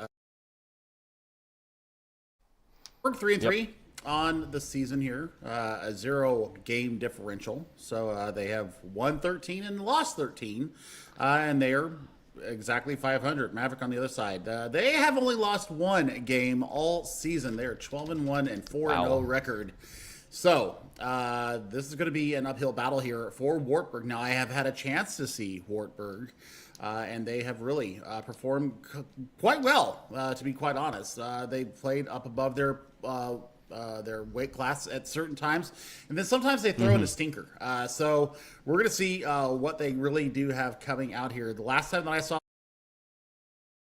back in week number 2, and it was a 5-game set, and they ended up winning it in 3-2 in the final game. So I remember that one being very, very close all the way through. We'll see how they deal with this going through tonight's match. Yeah, so taking a look, I'll run through this Maverick Esports Black Squad. That is Not a Jewel, graphic design sophomore. PZA Stupod, henceforth referred to as Stupod. I'm not 100% sure how to say that one, so we're going to go with Stupod. And Jalebi Jace, the undecided major. It's a freshman right there. Not a Jewel. Not a Jewel. I guess they felt the clarification was necessary, Chef Billy. I guess they got confused frequently with a nicotine delivery system that is not condoned by any way, shape, or form by the NECC, by the way. So, correct. Nicotine bad. Nicotine bad. Taking a look. Wartburg White. Yep, the Knights here from Wartburg, Iowa. Bruce Brogg, OG, Electric Step, and Abramatic, or Abram TC, however you want to put this out there. Really, I was looking at Bruce Brogg, and I was like thinking back about how they played their last series. And Abra and Bruce really did get a lot of the play together. A senior leading 2 freshmen here, by the way, undecided, accounting, and a computer science major to boot. So they're all over the place as far as their academic pursuits here for Wartburg College. But you know what? I have faith in it. We've seen some underdogs happen today, come through in the clutch, and you know what? I think we're going to continue the same vein tonight. Absolutely. Absolutely. We'll be taking a look at this best of 5 starting in just a little bit. Again, Wartburg White really fighting for a lot more here when we're looking at the playoff situation. Now, the argument could be made that this Uno squad is 4-0. Is going to be looking for a situation where they can keep this undefeated streak going, Chef Billy, especially given that they have only dropped 1 map on the season. Well, we'll see how they come out the gate for Wartburg. They have a high-octane offense. They will hold this midfield line quite nicely. So, going up against the juggernaut here in their division, Great Plains Emergence. You know what? Anything can go here. Rocket League is a game where if you get the momentum going, if you get slow, this could turn into a very scrappy battle back and forth. Early demolition coming out from Abram, and we'll see how they go in the back of that. That's a quick pass forward, and then it causes a save coming out from Abram once again. Absolutely. We've got one of the most important parts before we get in the meat of this. I want to give okay, nice block. I want to give shout-outs to our production staff. That is MI Blizzard. That is AppCon here on the 1s and 2s, making our jobs as casters just that much easier, and we very much appreciate that. Stupod, right side, on over to Jewel. Jewel actually with a little bit of a whiff right there. Nicely done, Stupod. The perfect transition, offense into defense. They lose possession, then get on the defensive side and immediately get a block going here, Billy. Yep, I mean, Abraham has been all over the pitch for Wartburg White, and I mean, the defensive plays right now are coming out fast and furious. And you know what? The demolitions are starting to rack up here early in our series. So, I mean, the save off the line, you're going to look for the shot. Yep, I mean, that is just a sit and duck.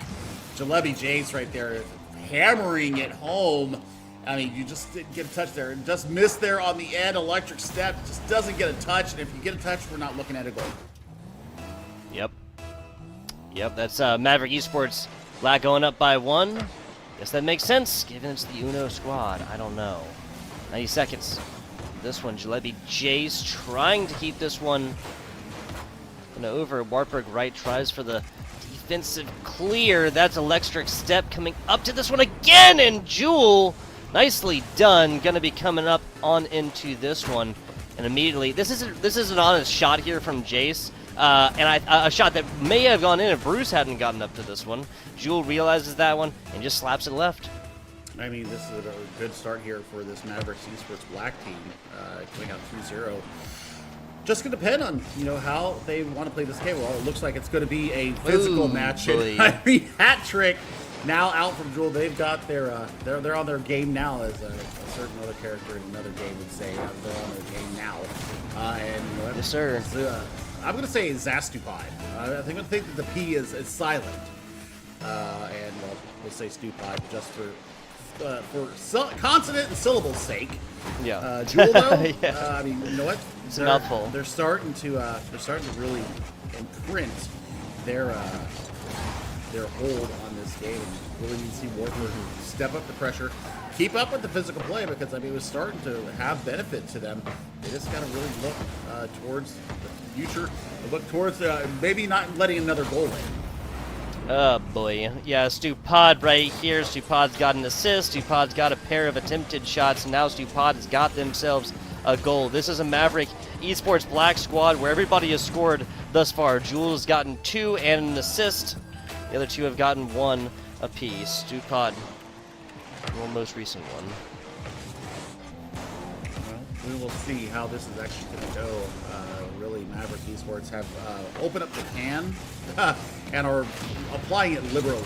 And Jewel, Yeah. I don't think they like this early physical play coming out of Warford, because they have really gone into these 50s looking for the contact, looking for the demolitions, and right now, transition play has played into their hands, and as well as possession play. So I think Warford either need to slow down or pick up the tempo, something to take Maverick out of this lull that they're in right now.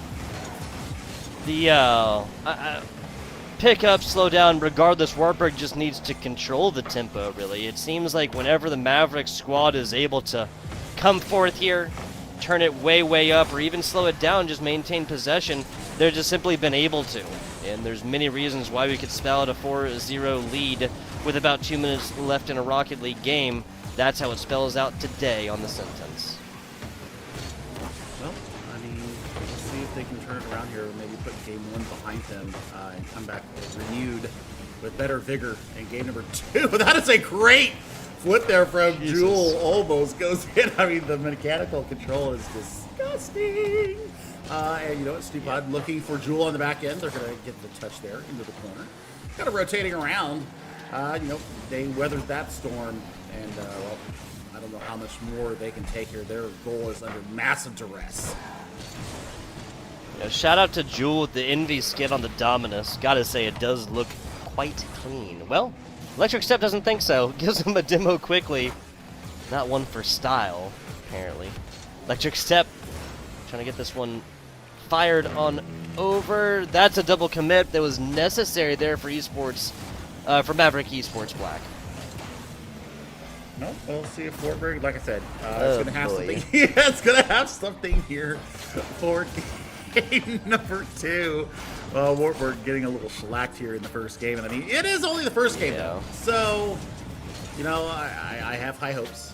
I always think positively. I play Overwatch and cast Overwatch for a living. Then you do not always think positively then if you play Overwatch. Actually, I really do. Sometimes I cuss people out, but if they're being foreheads, then it's a positive swearing out. It's for a their positive betterment. swearing out. Yes, there is a difference. There is a difference. Positive toxicity.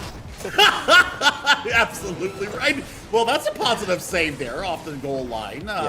I mean, they were able to really marshal their forces and maybe a shot at goal. Well, nope. Jalebi just says, nah, I'm good, bro. No goals for you. No goals, no joy, nothing for you. Pitching a shutout as of right now as Wartburg White puts up that donut, that big goose egg, not for lack of trying, and now some offense the other way. There you go. Okay, Wartburg White, they don't like me talking about their donuts. They turn this donut into a breadstick. Or French fries, let me give you I mean, but nice, Okay. you know, once again, it's great. It's great follow on the play. They crashed the goal off the shot. And, you know, turn their opportunity into some joy for them. So they'll be able to carry this going into game number 2. This one's in the oven. It's done. 6-1. It's dusted. Yeah. 5-1. Your final score here. Maverick Esports really holding strong here and having a very emphatic performance. Game number 1. Now, Wartburg does get the consolation goal. So now what do we say here? Do we think that this is going to give them some momentum going forward, or are we going to see, you know, Maverick Esports come out here again and just slap them around and maybe give up a late goal? I think that this is a Wartburg White squad that can get there. I think it might take them another game or so. There's only so many lessons learned here in this game 1, a game 1 that really did not change pace, tempo, or game plan for either of these two teams from the beginning to the end. There was a little bit more hurry to, there's a little more pep in the step here for Wartburg towards the end of this game, but at the end, I mean, a 5-1 scoreline right here is going to be enough, especially given this could have very, very easily been a 5-0. 5-1 marginally better. Once you get I would say once you get past a score difference of 3, then you're really talking about like one-sided territory and just a slap fest like you were mentioning. Game 2 coming up right here, though. Wartburg White is still going to have a lease on life. Yep, they have a lease on life. They've got a chance to get themselves into this. And you know what? We'll see how they take their opportunity as we head into game number 2. It's going to be Wartburg White trying to pull themselves back even in this series. Really has been the day of the underdogs or the lesser seed in some cases, where we had a 5v8, but it was only a 1 game difference between them. Very close division earlier with Foof on the mic. So, you know, we'll see. We'll see if Wartburg can clean up their act. I mean, early pressure is good coming from them. We'll see what kind of rotation they got. There's a shot. Oh, my word. That was their opportunity to go up in this series. Yeah, so, again, I mean, Wartburg, I'm not even sure if they just assumed that their teammate was going to have that opportunity. They spin gold from straw right there, Billy, and get an awesome opportunity. Really the best one, honestly, that Wartburg White has gotten outside of the 1 goal that they did actually take. Wartburg White's going to have to play up with their teammates a little bit more, even like especially once you get later on into this game. Yeah, I'm not 100% sure what happened there, but still knows this one out. Left corner, Wartburg White has purchased a little bit of time and another block right there. Bruce Spruce, the OG, going to be able to block that one out and keep this 0-0 or 0-0. This is beautiful. This is also beautiful. Abraham, they're able to take care of the shot coming in. So I mean, defensively, they've really cleaned it up here. Their rotations are looking a lot more clean. I still think that they're going to be kicking themselves in the foot if they have not been able to get a goal now. Nice little push in there from Electric Step, and I mean, the setup is there. Looking for the bounce pass. Yeah, you're going to have to get back in rotation here because there's a shot coming in. Nice deep ball coming from Maverick Esports. The shot goes high, but there's going to be a redirect, and Jules going to be looking on the other side. But that's a nice little up there from Bruce, really stopping the pressure coming in. And, well, this is still a 0-0 score here. 3:18 in, Jordan, and I tell you, they might have a chance here to make this a lot more competitive of a series. Yep, I can admit, you were right and I was wrong. I thought this was going to be a slow burn. The Wartburg White just took a little while longer to learn the lesson. Nope, Maverick Esports has honestly like split time of possession pretty evenly and has played plenty of defense in this game number 2. Whatever it is that Wartburg White need to figure out, they have done. I mean, we always make the joke that they gave their controller to their older brother. I don't think that's necessarily the case here. But I mean, they've definitely got their focus on, and they're looking for opportunities to break out. They're looking for opportunities to get some of this pressure off of them. And you know, it's not as physical. The physical game is definitely not on display here from both sides. As I say that a demo comes in, but smarter touches. The intention behind the touches coming from Wartburg White are much more clear. They're not just popping the ball up. They're not just looking, you know, for a panic touch. They're looking to find somebody on the end of touches. This could be an opportunity for them moving forward, but you know what? Levy is able to hold it down and looks for the flick and looks for the goal. Nice. Nice. That's Jules shining bright right here. A takeaway across the middle, all the way across this field as Jace gets a perfect pass on the inside. Abramatic kind of pre-jumps up for this one, but not going to be enough, Billy. 2 minutes left in this. I mean, Abramatic just a little bit too early on the pre-jump and gets dumped under. So, I mean, that was still a beautiful passing play. This is a beautiful game when it's played in this style and fashion. Under 2 minutes now, and we're going to see what Brood, well, never mind. I called it beautiful, and that's what I get from my hubris. That's a whiff and just out of position right there. I mean, way out of position for that shot, and they take full advantage of it. So 2-goal lead here. Goals about 8 seconds apart, and Abramatic and company looking down the barrel of a sweep once again here, or a donut, an over. They were able to get a goal in the closing seconds of game number 1. So, you know what? They do have the opportunity to find the back of the net, but not like that. Wow. Okay, so Jalebi Jays going to be able to get their second goal in on 6 attempts right now. Jules got the other one, and this looks like I just spoke a little bit too soon, or assumed I was incorrectly a little bit earlier. 100 seconds left on this. Electric Step. Rest of Wartburg White, that's Bruce. Maddox have got to get this one together, and soon enough they're going to have to pour it all into offense. Well, I mean, there's time. 90 seconds left on the clock, and they've had looks. They just haven't been able to finish. And like that right there. That right there. I mean, Brutal. Abramatic could have really gone in with it. I mean, yeah, it's brutal, but that's also Rocket League. Some days the ball can't miss, and some days you can't find pay dirt, even if you pay the refs on the other side. Oh my word! The touch, the goal, the redirect. Okay, that was just beautiful. That's beautiful. That was absolutely beautiful. Jules just really, again, like you said it earlier, just exhibiting their dominance over this game right now. Plenty of saves on the side of Wartburg White, but at 4 scores left, 70 seconds, that's something like 20 seconds or so average per goal, and that's just to tie it up. Not going to call it quite yet. There's still plenty of chronological resource. That's time, people, for this Wartburg White squad to come back at this, but it is drifting more and more unlikely as the seconds pass. I mean, I think that if we had that opening goal from Wartburg, this second game would be a completely different story. But I think them missing it really deflated them, and they'll get a consolation. That's 2 on the day now for Bruce. But 42 seconds. I mean, 14 seconds a goal. It can happen. We'll see if that actually comes to pass. But we'll see. We'll see what Wartburg College can do here. The White squad really want to get themselves back into this series. And, I mean, scoring more than 1 goal will definitely give them some momentum going forward. Yeah, again, this is, it might seem like a consolation prize, but at the end of the day, this is going to be something that this squad should be able to come back through game number 3 and at least put up something a little bit more. Nice save right there. Eclipse about halfway, maybe even a little bit more than halfway. Got to go 100 there, Billy. Yep, I mean, there's no VAR here either. So, you know what? Danger ball in front. I mean, the defensive stands that have been made by Wartburg when they're in position have been absolutely spectacular. Double commit in the corner there. And, well, nobody's going to be able to be on the end of that. That's going to close out game number 2. Mapkin Sports 4-1 winners here in game number 2, and they have now outscored the poor Wartburg team, by 7 goals now in 2 games. So, you know what?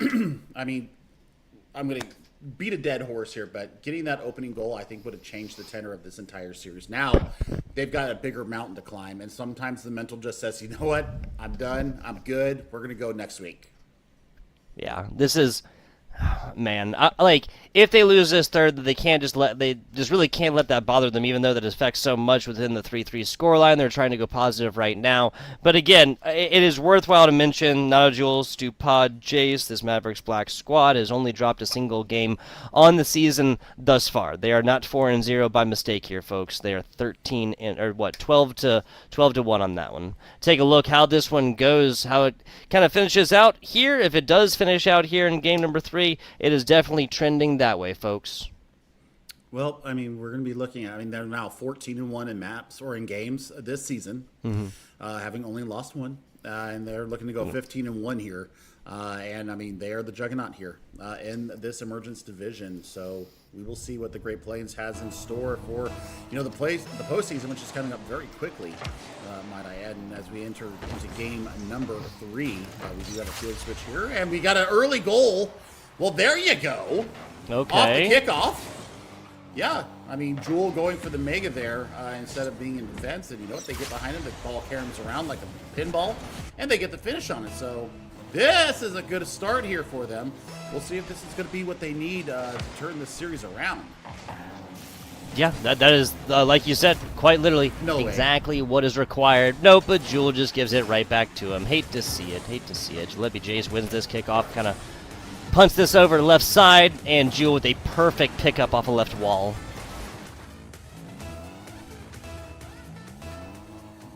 Well, we will see how we get here into this next game.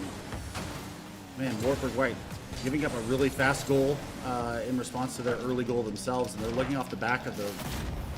Oh my word. The passing Oh my plays, goodness.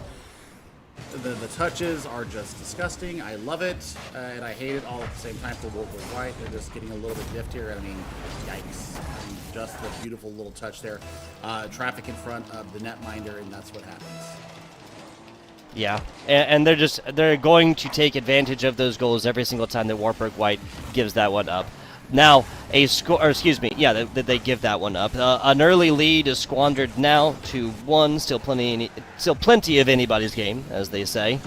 The Jalopy Jace now down bottom, taken away by Electric Step. Now right side, down bottom, bouncing play. Did a great job of playing the defender there as well. I want to see a little bit more of that. I mean, physicality is going to have to reinsert itself. They've got to change something up here. And you know what? They're getting a little fancy. Electric Snap putting some electricity into their game and really turning this around. Nice little touch coming in. Abramatic goes up high, 50 out. Shot going in, upper 90. Nice save coming out from Maverick Esports. They keep their 1-goal lead. But this is starting to look a little bit better for Wartburg. I think they may be just a little bit ticked off as how those first 2 games have gone.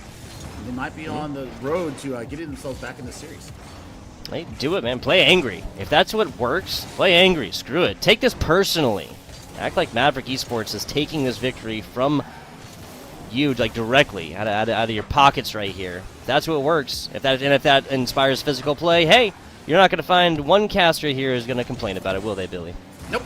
Neither one of us are going to complain about that, to be fair. And I mean, sometimes playing Angie is the way to go. And that's the way I play Rocket League, especially when it's against the now 16-year-old. He just makes me look foolish in our 1v1s. That's fair. He wants to do this in college now. So. Oh yeah. Yeah. I mean, watching Dad cast all these years, and he's been playing Rocket League on the side. And I'm like, yeah, I can take you on. I'm sure I can, take you on. And nope. Oh. Hubris is the downfall of the great man. That's good. Oh, you know what? I don't remember where that book that was from. It's from like the Iliad or something like that. I can't remember. One of those old school books that I pretended to read in high school and just got the Cliff Notes on. Or Spark Notes. That was the other big one. That's showing my age a little bit. Spark Notes, dude. Spark Notes. These kids now using ChatGPT. Back in my day. Back in my day, I didn't have any of that stuff. I had an Encyclopedia Britannica. Yeah. We didn't have the internet when I was in high school. Oh, Yeah. Lord. Now, who's dating who here? Good Lord. A 3-1 lead here for Maverick. They are really starting to clamp down. Trying to get out of this in a 3-0 fashion. Wartburg White trying to play spoiler here. They've had looks on both sides. And, I mean, this is going to be a triple commit that's going to be punished. And no save there. So, Abramatic really getting it done on the other side. Love the sunglasses there. Love to see it. Well, back to a 1-goal difference just over halftime. Wartburg White, first time they've had a chance to score 2 goals in a game. So this might be some positive momentum. Like I said, maybe you got to play Angie and get it done. Yeah. Hey, bringing this one back to 1 off the back of some fantastic play. Abramatic. The right side. Now Electric Step picking this one up. Stopping that progress for a little while until Stupod gets a solid fist onto it. Now Jalopy Jace. on the wrong side of this ball. That's going to be an easy possession here for Wartburg. Now back the other way. Stupod's got to play this one as well. Gets themselves a epic save for their efforts right here, but forcing the hand of the defender, never a bad thing. Jalebi Jace, Stupod. Where's Jewel? Gotta be somewhere. Silent Assassin, the ninja play coming from Jewel. Just kind of stalking in the back. Gets a little diffed out there, and that's a shot towards a goal, forces the save out of Stupod. And, well, Bruce OG and company, they have some game to work with here. And, well, I was looking to see if they was going to have something on the back of it. They all rotated back. The ball is in their offensive third, but no orange cars there. You can't score a goal if you're not in the offensive third. You can't just rotate back and clam up and defend. You got to get yourself forward. Nicely done. Oh, man, that was such an awesome opportunity, and it is! Wartburg White ties this one back up with 58 seconds to go here, Billy. Well, we'll see. I mean, this is great midfield play, and I mean, they kind of changed it up here. They're really trying to hold up close to this midfield line and dominating the resources there. They get the value out of it. And that's exactly what we need to see. So 58 seconds on the clock here, and that's going to be a kickoff goal. Hello. How's this one happen? Just got to watch this one again. Comes up, Jalebi Jace actually does get a handle on this one. Electric step with a perfect centering play. That's how you play kickoffs. Well, definitely unexpected now, and I mean, there's got to be adrenaline and some relief going through this Wartburg White squad. The Iowans looking for the comeback, and the reverse sweep starts here. They've got the 1-goal lead, 44 seconds left. We're going to see, I think, Maverick Esports get a little bit more serious with these last couple seconds here in frame number 3. That's a great save there and a great challenge to 50 from Wartburg, denying Jewel. Nice touch there from Electric Step as well. Gets demoed for their save, but I mean, you'll take that all day long. Yeah. Oh no. Nicely done from Jace. Hey, you got to respect good play. Jalebi Jace reads this one from like half pitch. What? There we go. So that's there. Bounce off the backboard. Jalebi Jace absolutely feasting as of right now. 2 goals for a single shot attempted. Is that what I saw? Yeah, that's what you saw. And, well, we're knotted up here. 20 seconds to go. I mean, are Maverick going to be able to close this one out? Or are we going to an overtime where we might see, well, I'd say that 6 seconds it takes, and that is a goal there by Jewel. That might be the dagger. It might be the dagger. I mean, they really went in predatory brutal on the back of that one, stealing the ball, snatching candy from a baby there, and putting it in the back of the net. 14 seconds, 1-goal lead for the 3-0 sweep for Maverick Esports. Yeah, this was looking so close to Wartburg White giving the second map loss of Maverick Esports Black's history, but just an absolute onslaught of goals. Jalebi Jace had nothing on the head. Now they have a hat trick. Was that a...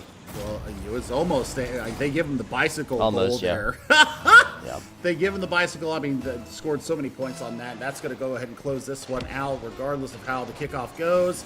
There's not going to be enough time for them to get the equalizer here. They're just going to let this go down, and that's going to do it. It's going to be a 3-0 sweep. But way more interesting in game number 3 for Wartburg White. They played a little bit more angry, and they got the job done. But you know what? Maverick was showing their class here. They go up to 15-1 map-wise here in our season, week number 7 of the NECC in the Emergence Great Plains, and they are looking very dominant going into our postseason. They really are. I mean, undefeated, you just don't get better than that, obviously. Only way they could get better is if they had not dropped a single map. Obviously, that's the tiebreaker there. This match is done and dusted. Fresno State Crimson and EAUCD Blue. That is the University of California at Davis, henceforth referred to as Davis. Blue squad coming up. Now, Fresno State 2-3. This is Davis, though, at 5-1, so if you're talking about what to fight for, especially given that this Emergence Southwest Division is a little bit more competitive. We have a 3-2 team hot on the heels of that squad, of this Davis squad, and a Texas Christian University, a TCU Go Frogs squad that is undefeated as of right now, 5-0 on that one. Now, Billy, do we have anything else for the good people before we go to a short break and get this match set up? Nope, we're going to go ahead and get this match set up. So don't go away, folks. We'll be back with you in just a few minutes. We'll see you back on the other side.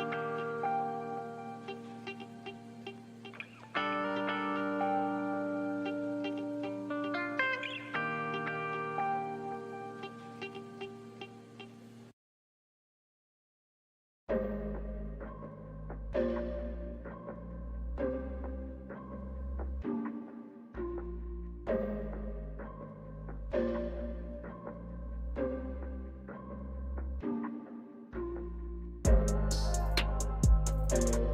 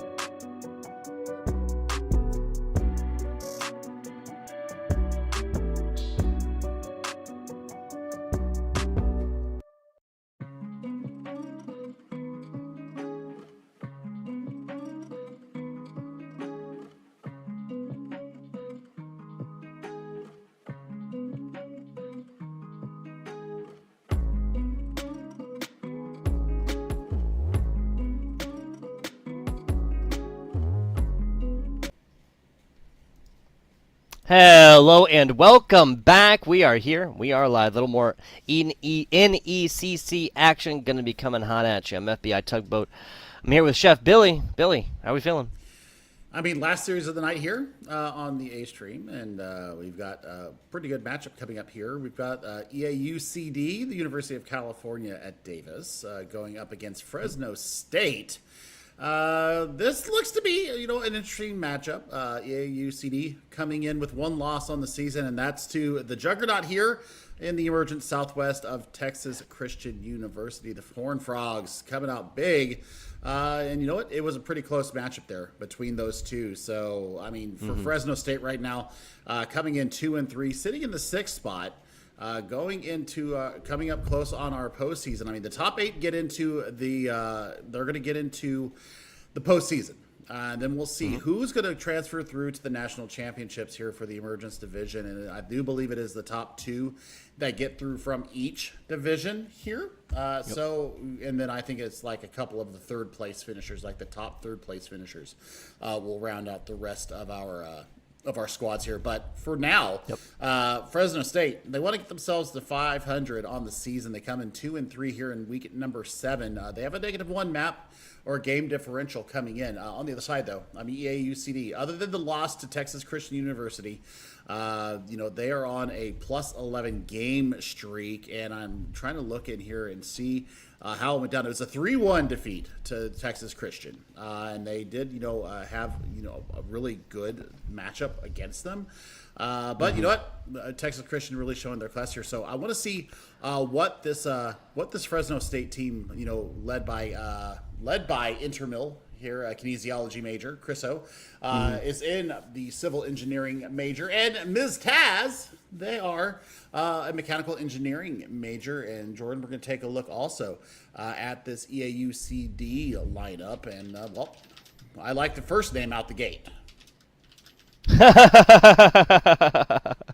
That's funny, yeah. Hey, Rapid Moose, the managerial economics, the management, moving of economics, value, and money. There's a junior right there. Grunt Bullet.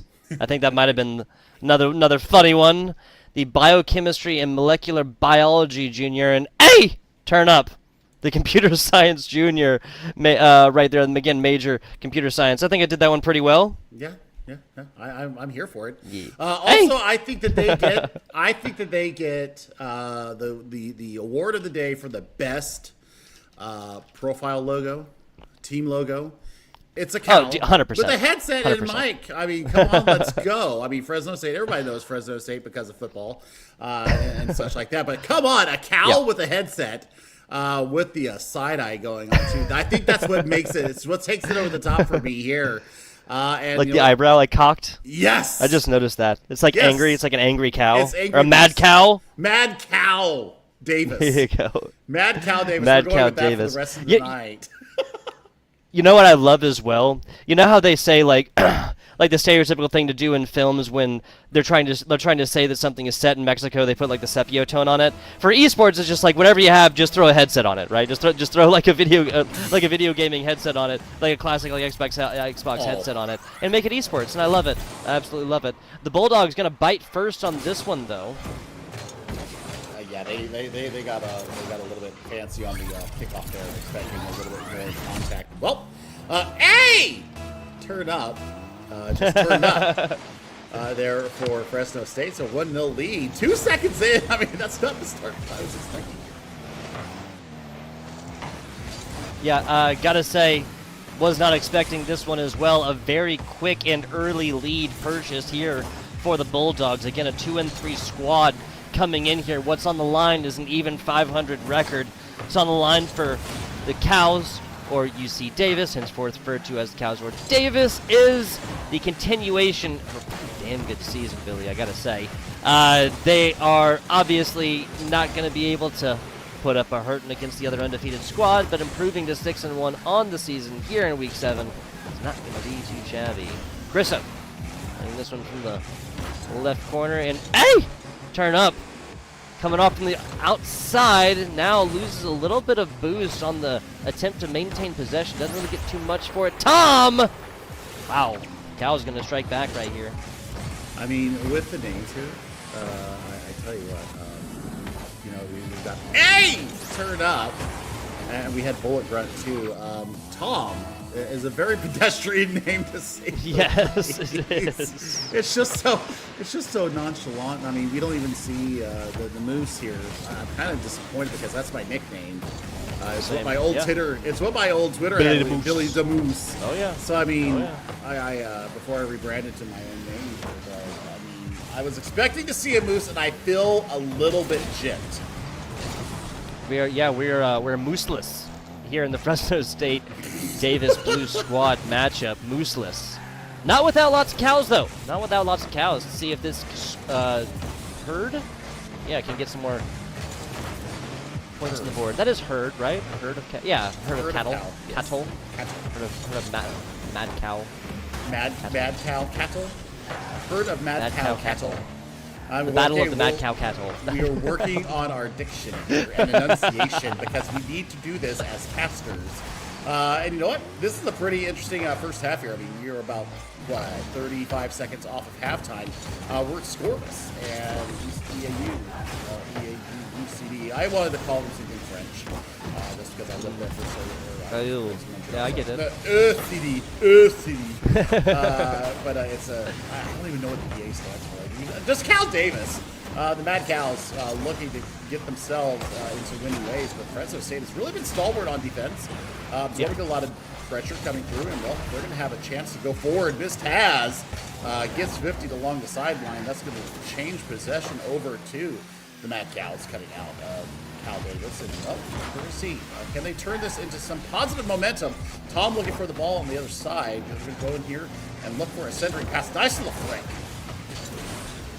Yeah, this ball really has not spent very much time in the middle of the pitch until just now. Mostly it is flying all the way across there with one team getting a hard and heavy offense going. That's a little bit of an open net, and the Cows strike second.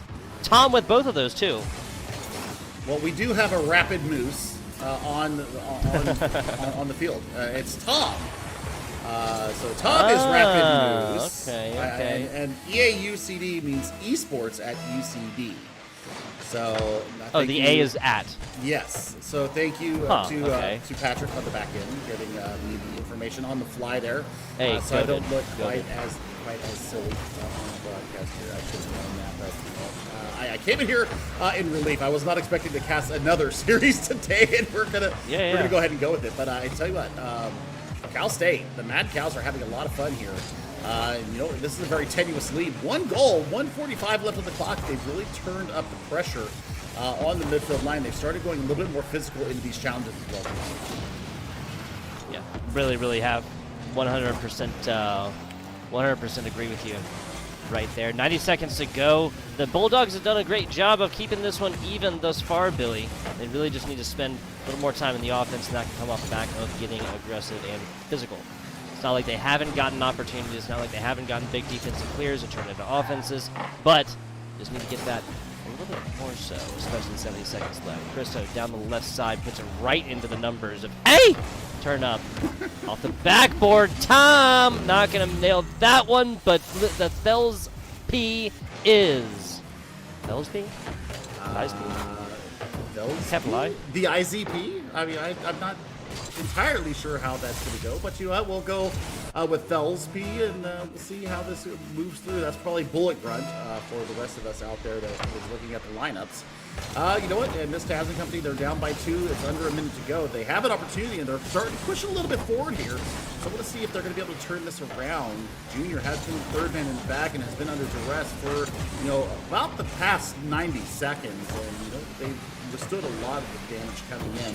But Chriso going to need to be able to push forward, and Chriso has just not been able to get on the end of these long clearances. Oh, man. Yeah, you're 100% right here. Not trying to be too negative on nothing, but there's a one position really for Chriso that you need to be in. That was not it. Talked earlier about teams kind of squandering opportunities by having a teammate go up and get a really nice play that sets something up. But Billy, this is higher level Rocket League, and it is very, very infrequent that a single player, as good as they may be, is going to be able to get it past a trio of equally skilled players on the other side. As it is, this game 1 is over. It'll be over, and it'll be a 3-1 victory here to Esports at University of California, Davis, the Mad Cows. And you know what? You just say it out every time. I'm now that we got Patrick. Now that I have it in yeah. my head, I gotta bury it in there. I've got to cement it in my brain so the next time that I see them on broadcast, I won't forget it. But the Mad Cows come out here. In the early part of the game, we had a scoreless draw going on, and then we had 1-1 tie, and then we saw a little bit more of the press coming up from the Mad Cows and really being able to kind of assert their dominance in the latter part of the game.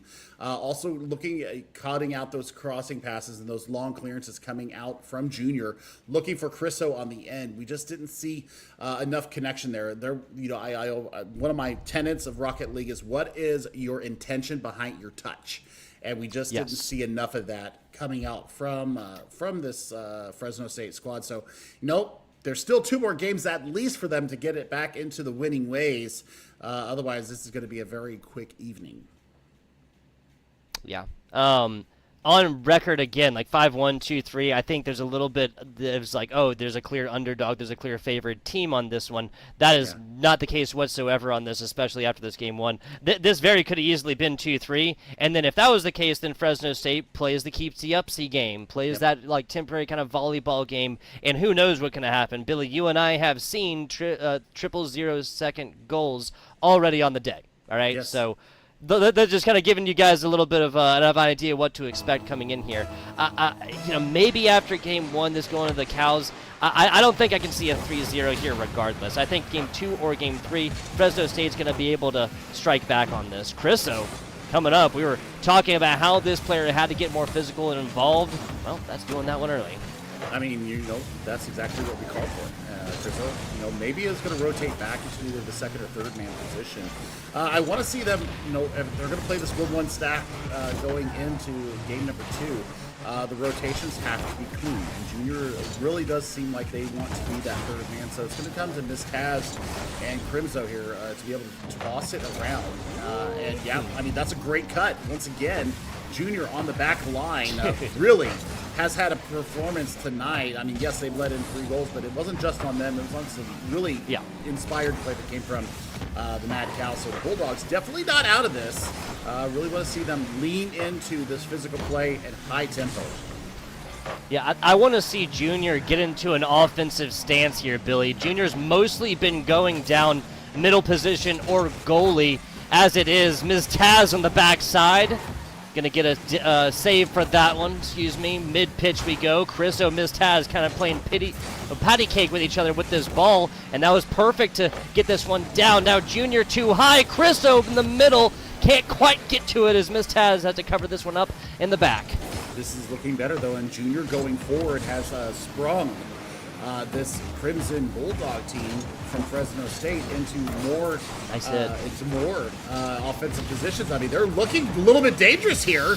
They're getting physical into this. I mean, I feel it. I feel like this series is about to turn on its head.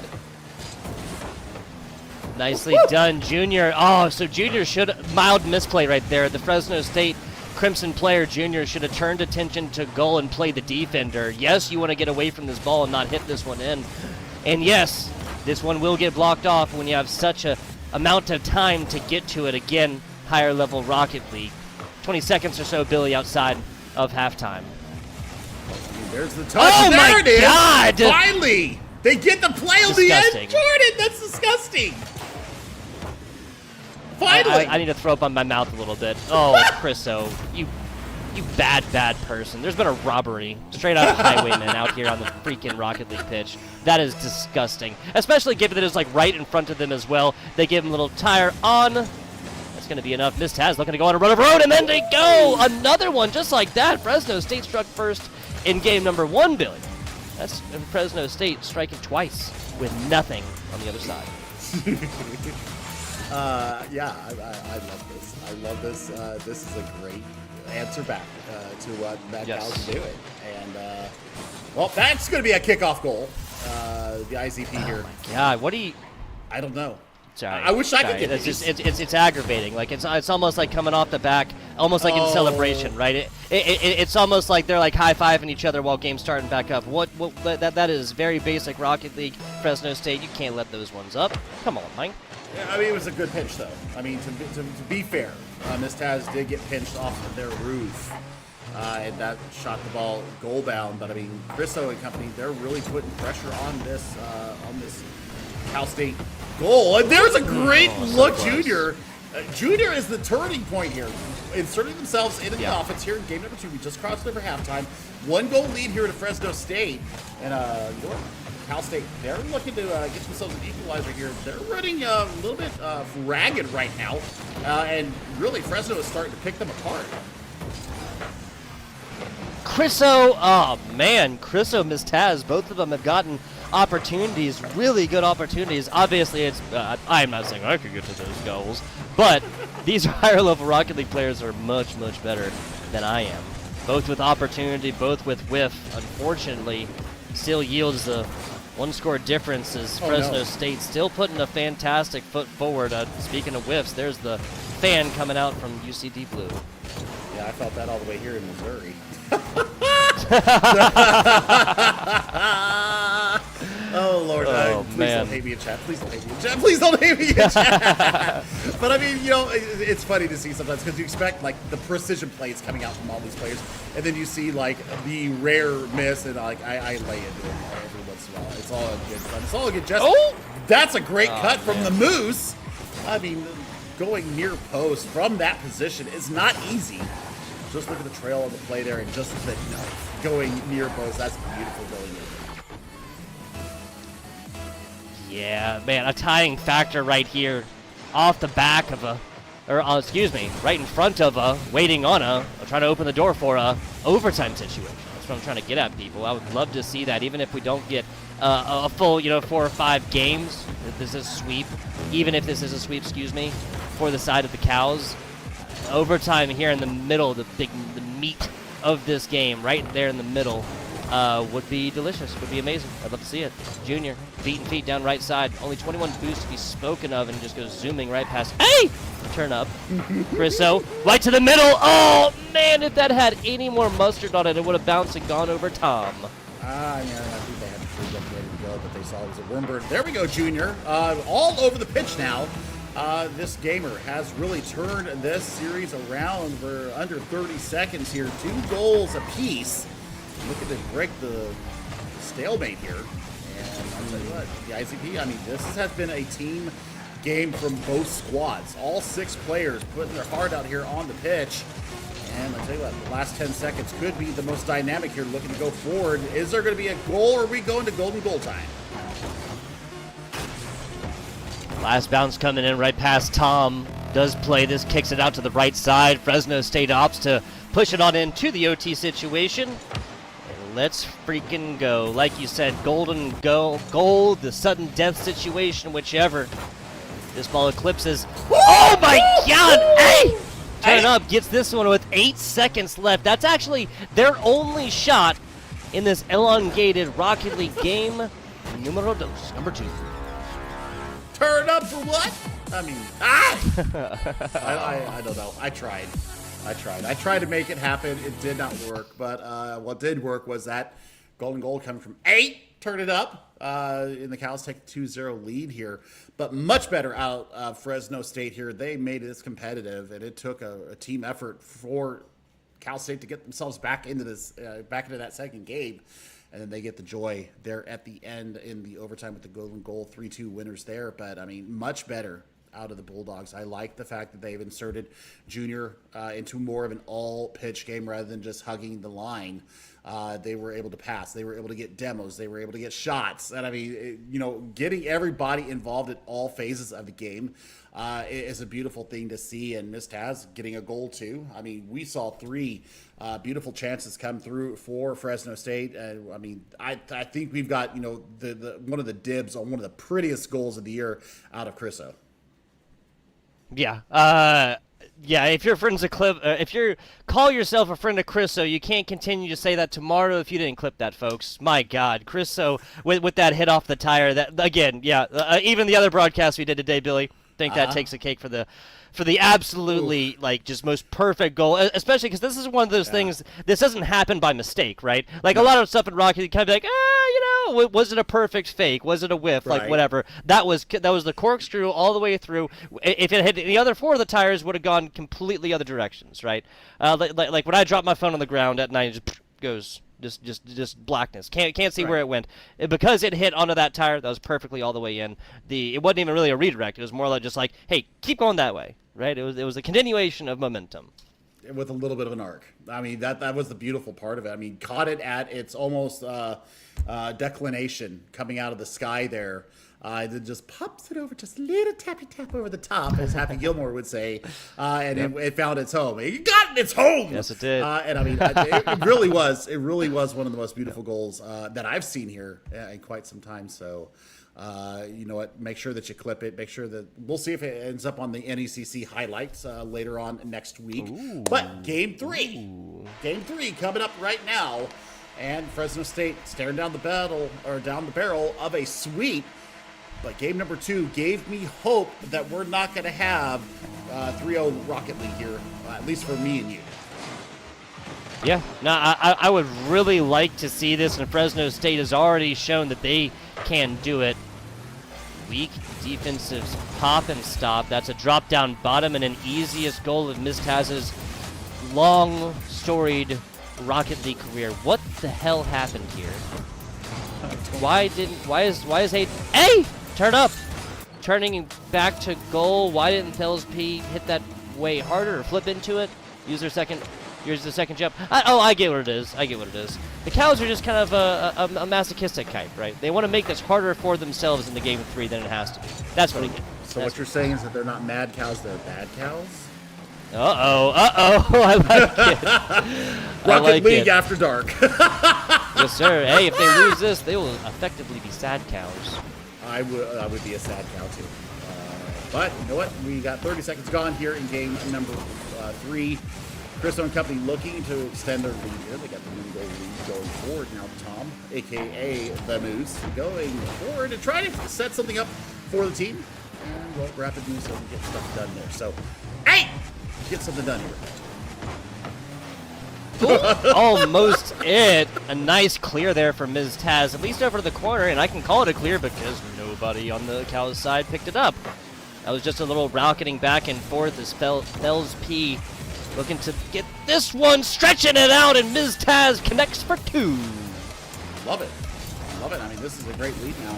Minute 8 into this third game. And Dude, don't say that again, Chef. Don't say that again. Don't say that's a good lead again, or Fresno State's going to lose, dude. They've taken a lead first every time. They struck first, like, literally every time. Okay, it's like literally they're like playing the same script over and over again here, Billy. Like that was them 2 goals up about the same amount of time, and then UCD coming right back with a kickoff goal. They're just gonna be glad that one didn't go through. Let's see what you're blaming me for this is going on in the field. I have no dog in this race. I have You no. sit there. I'm just sitting here calling the game, minding my own business, hydrated, Proofs of the moisturized, pudding. in my own lane, and you're blaming me for Cal Davis coming back. I don't get it. But you know what? It is a 1-goal difference now. And the Bulldogs are looking forward, and that's a demo on the line. That's another demo. Ooh. But nobody following up here. Tom was in the back line, so they're going to withstand that. Bump comes through. Tom really pushing forward. Again, gotta make demos effective. Gotta get something done. Tom just wrestling right now. Okay, that one's not gonna be on point. Almost ran it down mid and got another one right there. 3 minutes, Junior. Pop play loses the 50.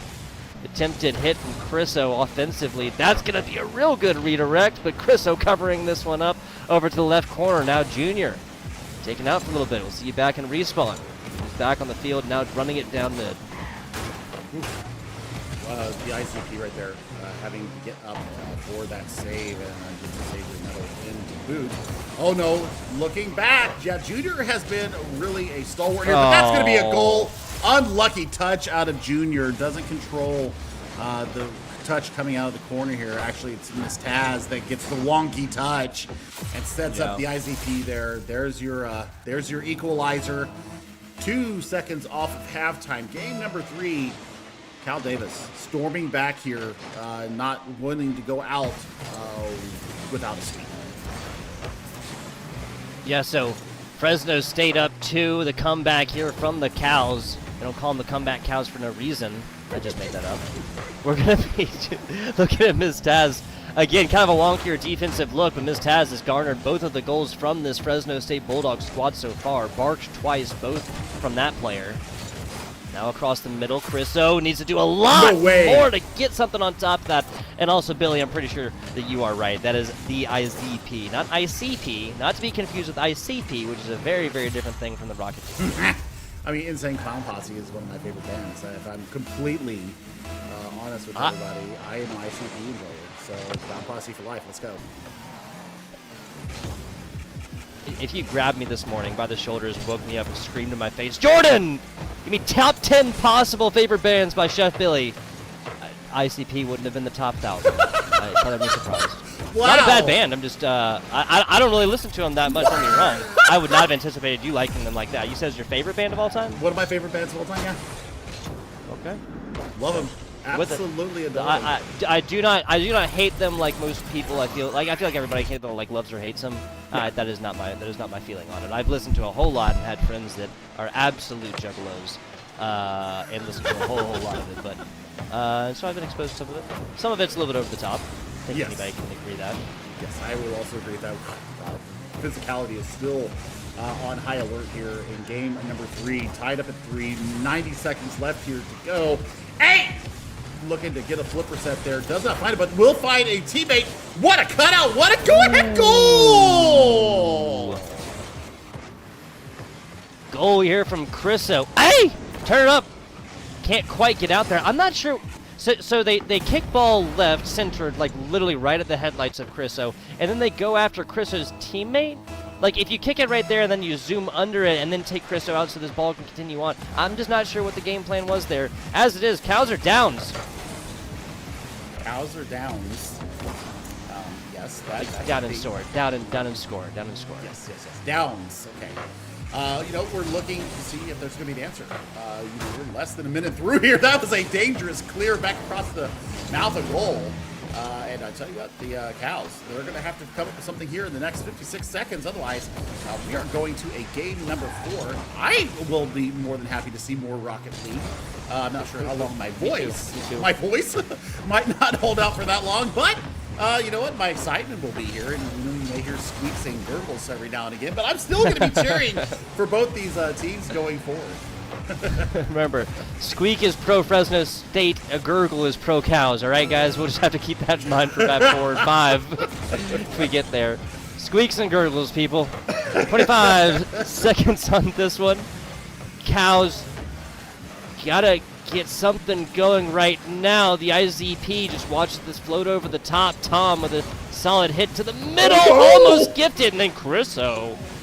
That's me sitting on the edge of my seat. Junior knows they can bring this one up and burn about 5 seconds off. Now we're going to have a little bit of a 0-0 situation. Cows got to keep this one up even though it's on their side of the pitch. Oh, they do not. We get it. Fresno State takes it by 1.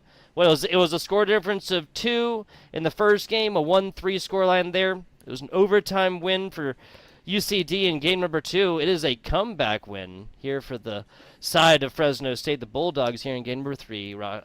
Billy, we're going to go see more Rocket League. We are. More Rocket League is always a good thing. Squeaks and gurgles could be on the menu here for everybody. Just depends on how long my voice will actually hold out tonight. But I tell you what, that was a much better performance. They upped the ante in the physicality department. They also upped the ante in the tempo department. Played the game at their pace. And I mean, I saw what you were talking about. Why do you go for the teammate when turn it up? Made that kickball touch. He was looking for Tom that was sprinting down the center. He had the vision. He looked at the field. Just didn't expect Krista to come through with a clean pickpocket and send it goalward. I mean, obviously you want to stamp your authority there by at least getting a demo or something on the back of the goal. So I mean that's what I thought was going on in that situation. But still, I mean there was opportunities for the Cows to be able to bring it back and get us even at 4. But man, the defense has really held here. Miss Taz had a couple of wonky touches, but redeemed themselves in the last 30 seconds. Junior been all over the pitch, and Chriso has been a marksman in certain points of the night. Yeah, I mean, it's so interesting too. This literally all comes down to Chris's really good kick, right, like on their side of the pitch as well. The pass coming in from the UCD member, like fantastic hits from Ms. Taz, especially early. I think that was a follow up there from Junior as well for the third goal right there. But it's Chris's that's the big decision maker, the big difference there, as this one goes all the way down, and we got a little bit of that like mini overtime type situation. Speaking of overtime, speaking of extra Rocket League, here's Chef Billy. Let's get on into game number 4. Do we have any predictions at this point, sir? I mean, I'm just going to let it ride. And see how this goes because, man, we're looking for some word coming in. It looks like we've got a timeout called by Fresno State here. Okay. So we are going to throw it to a quick little break. We're going to wait for them to come back from their timeout, but don't go away. We'll be back with game number 4 in just a few moments.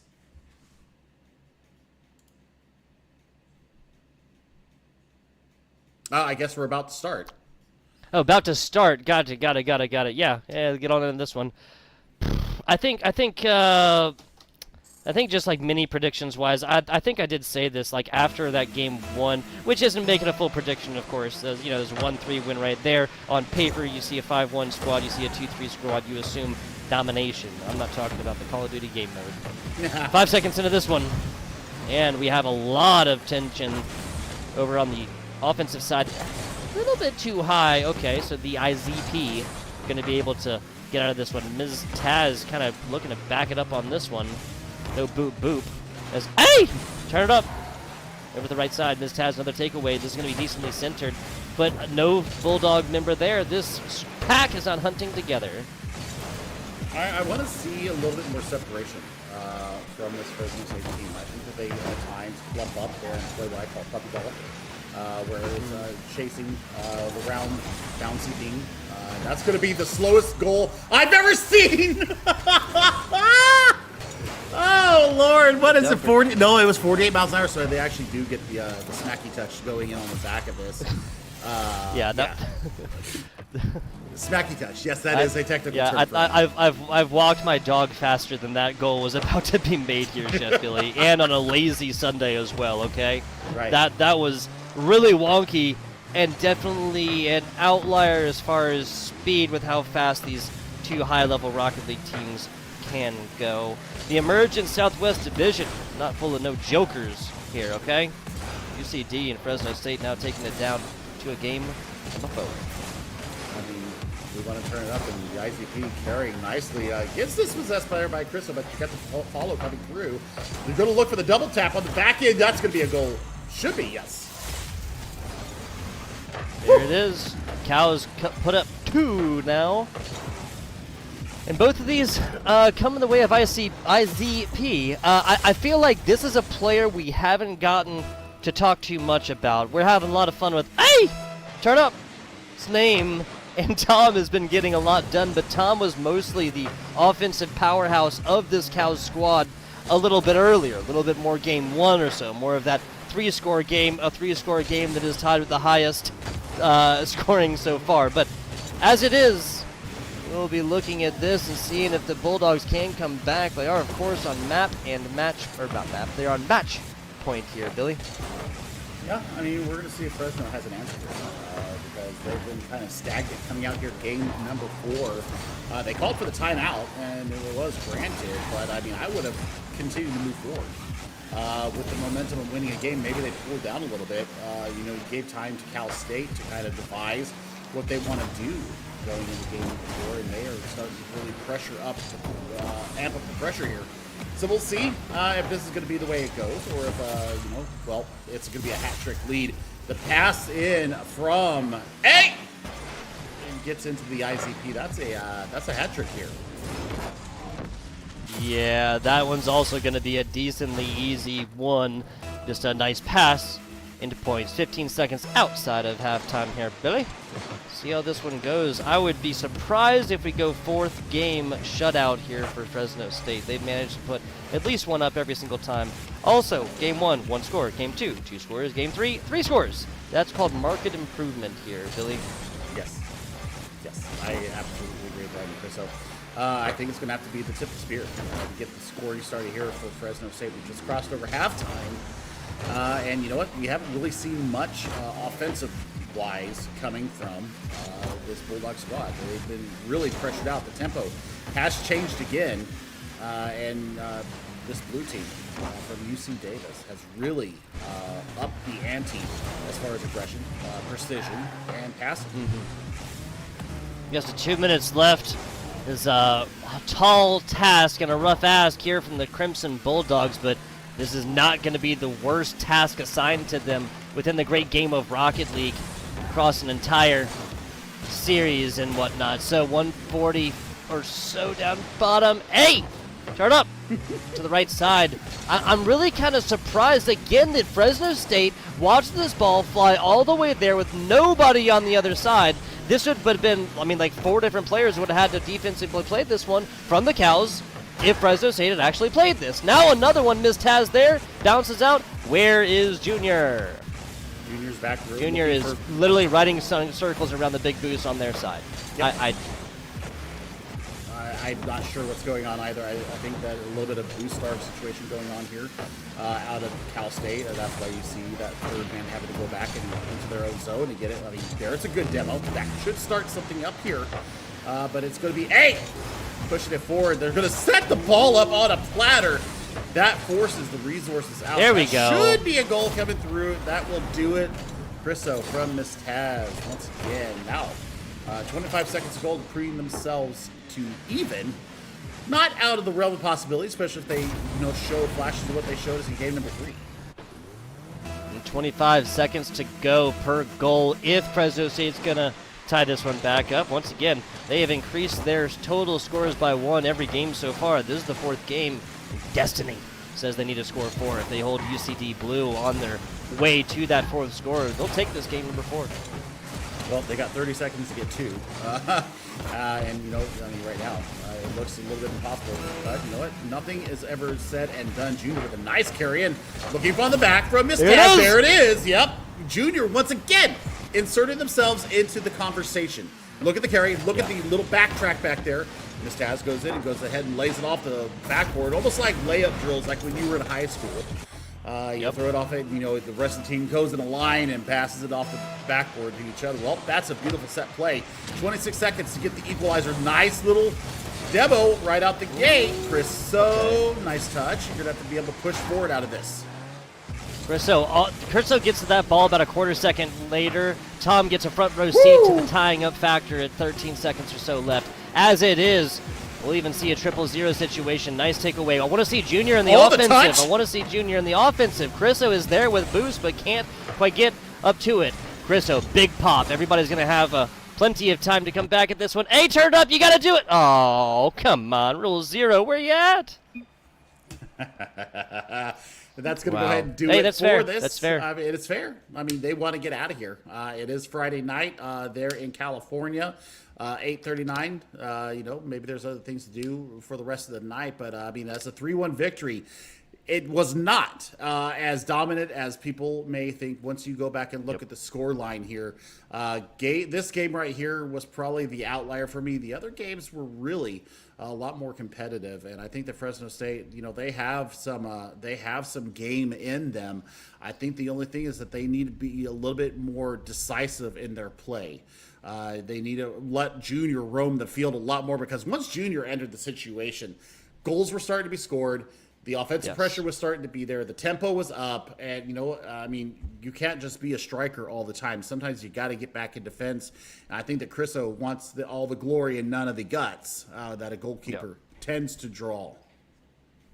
Yeah, Miss Taz was playing a fantastic kind of like middle role between like the super offensive and the super defensive. But Chriso, if they're going to play that role, they just had to get to that one sooner. Yes, they purchased their team like that win in game number 3, but that again was also kind of like hit them right in the numbers, right? It was just an easy hit from right there. 3-1 victory here for the side of EAUCD, and that's the Blue Squad. They're going to improve to 6-1 in the season as Fresno State unfortunately drops on down to 2-3. Their map differential dropping down to -3. UCD Blues improving to 13.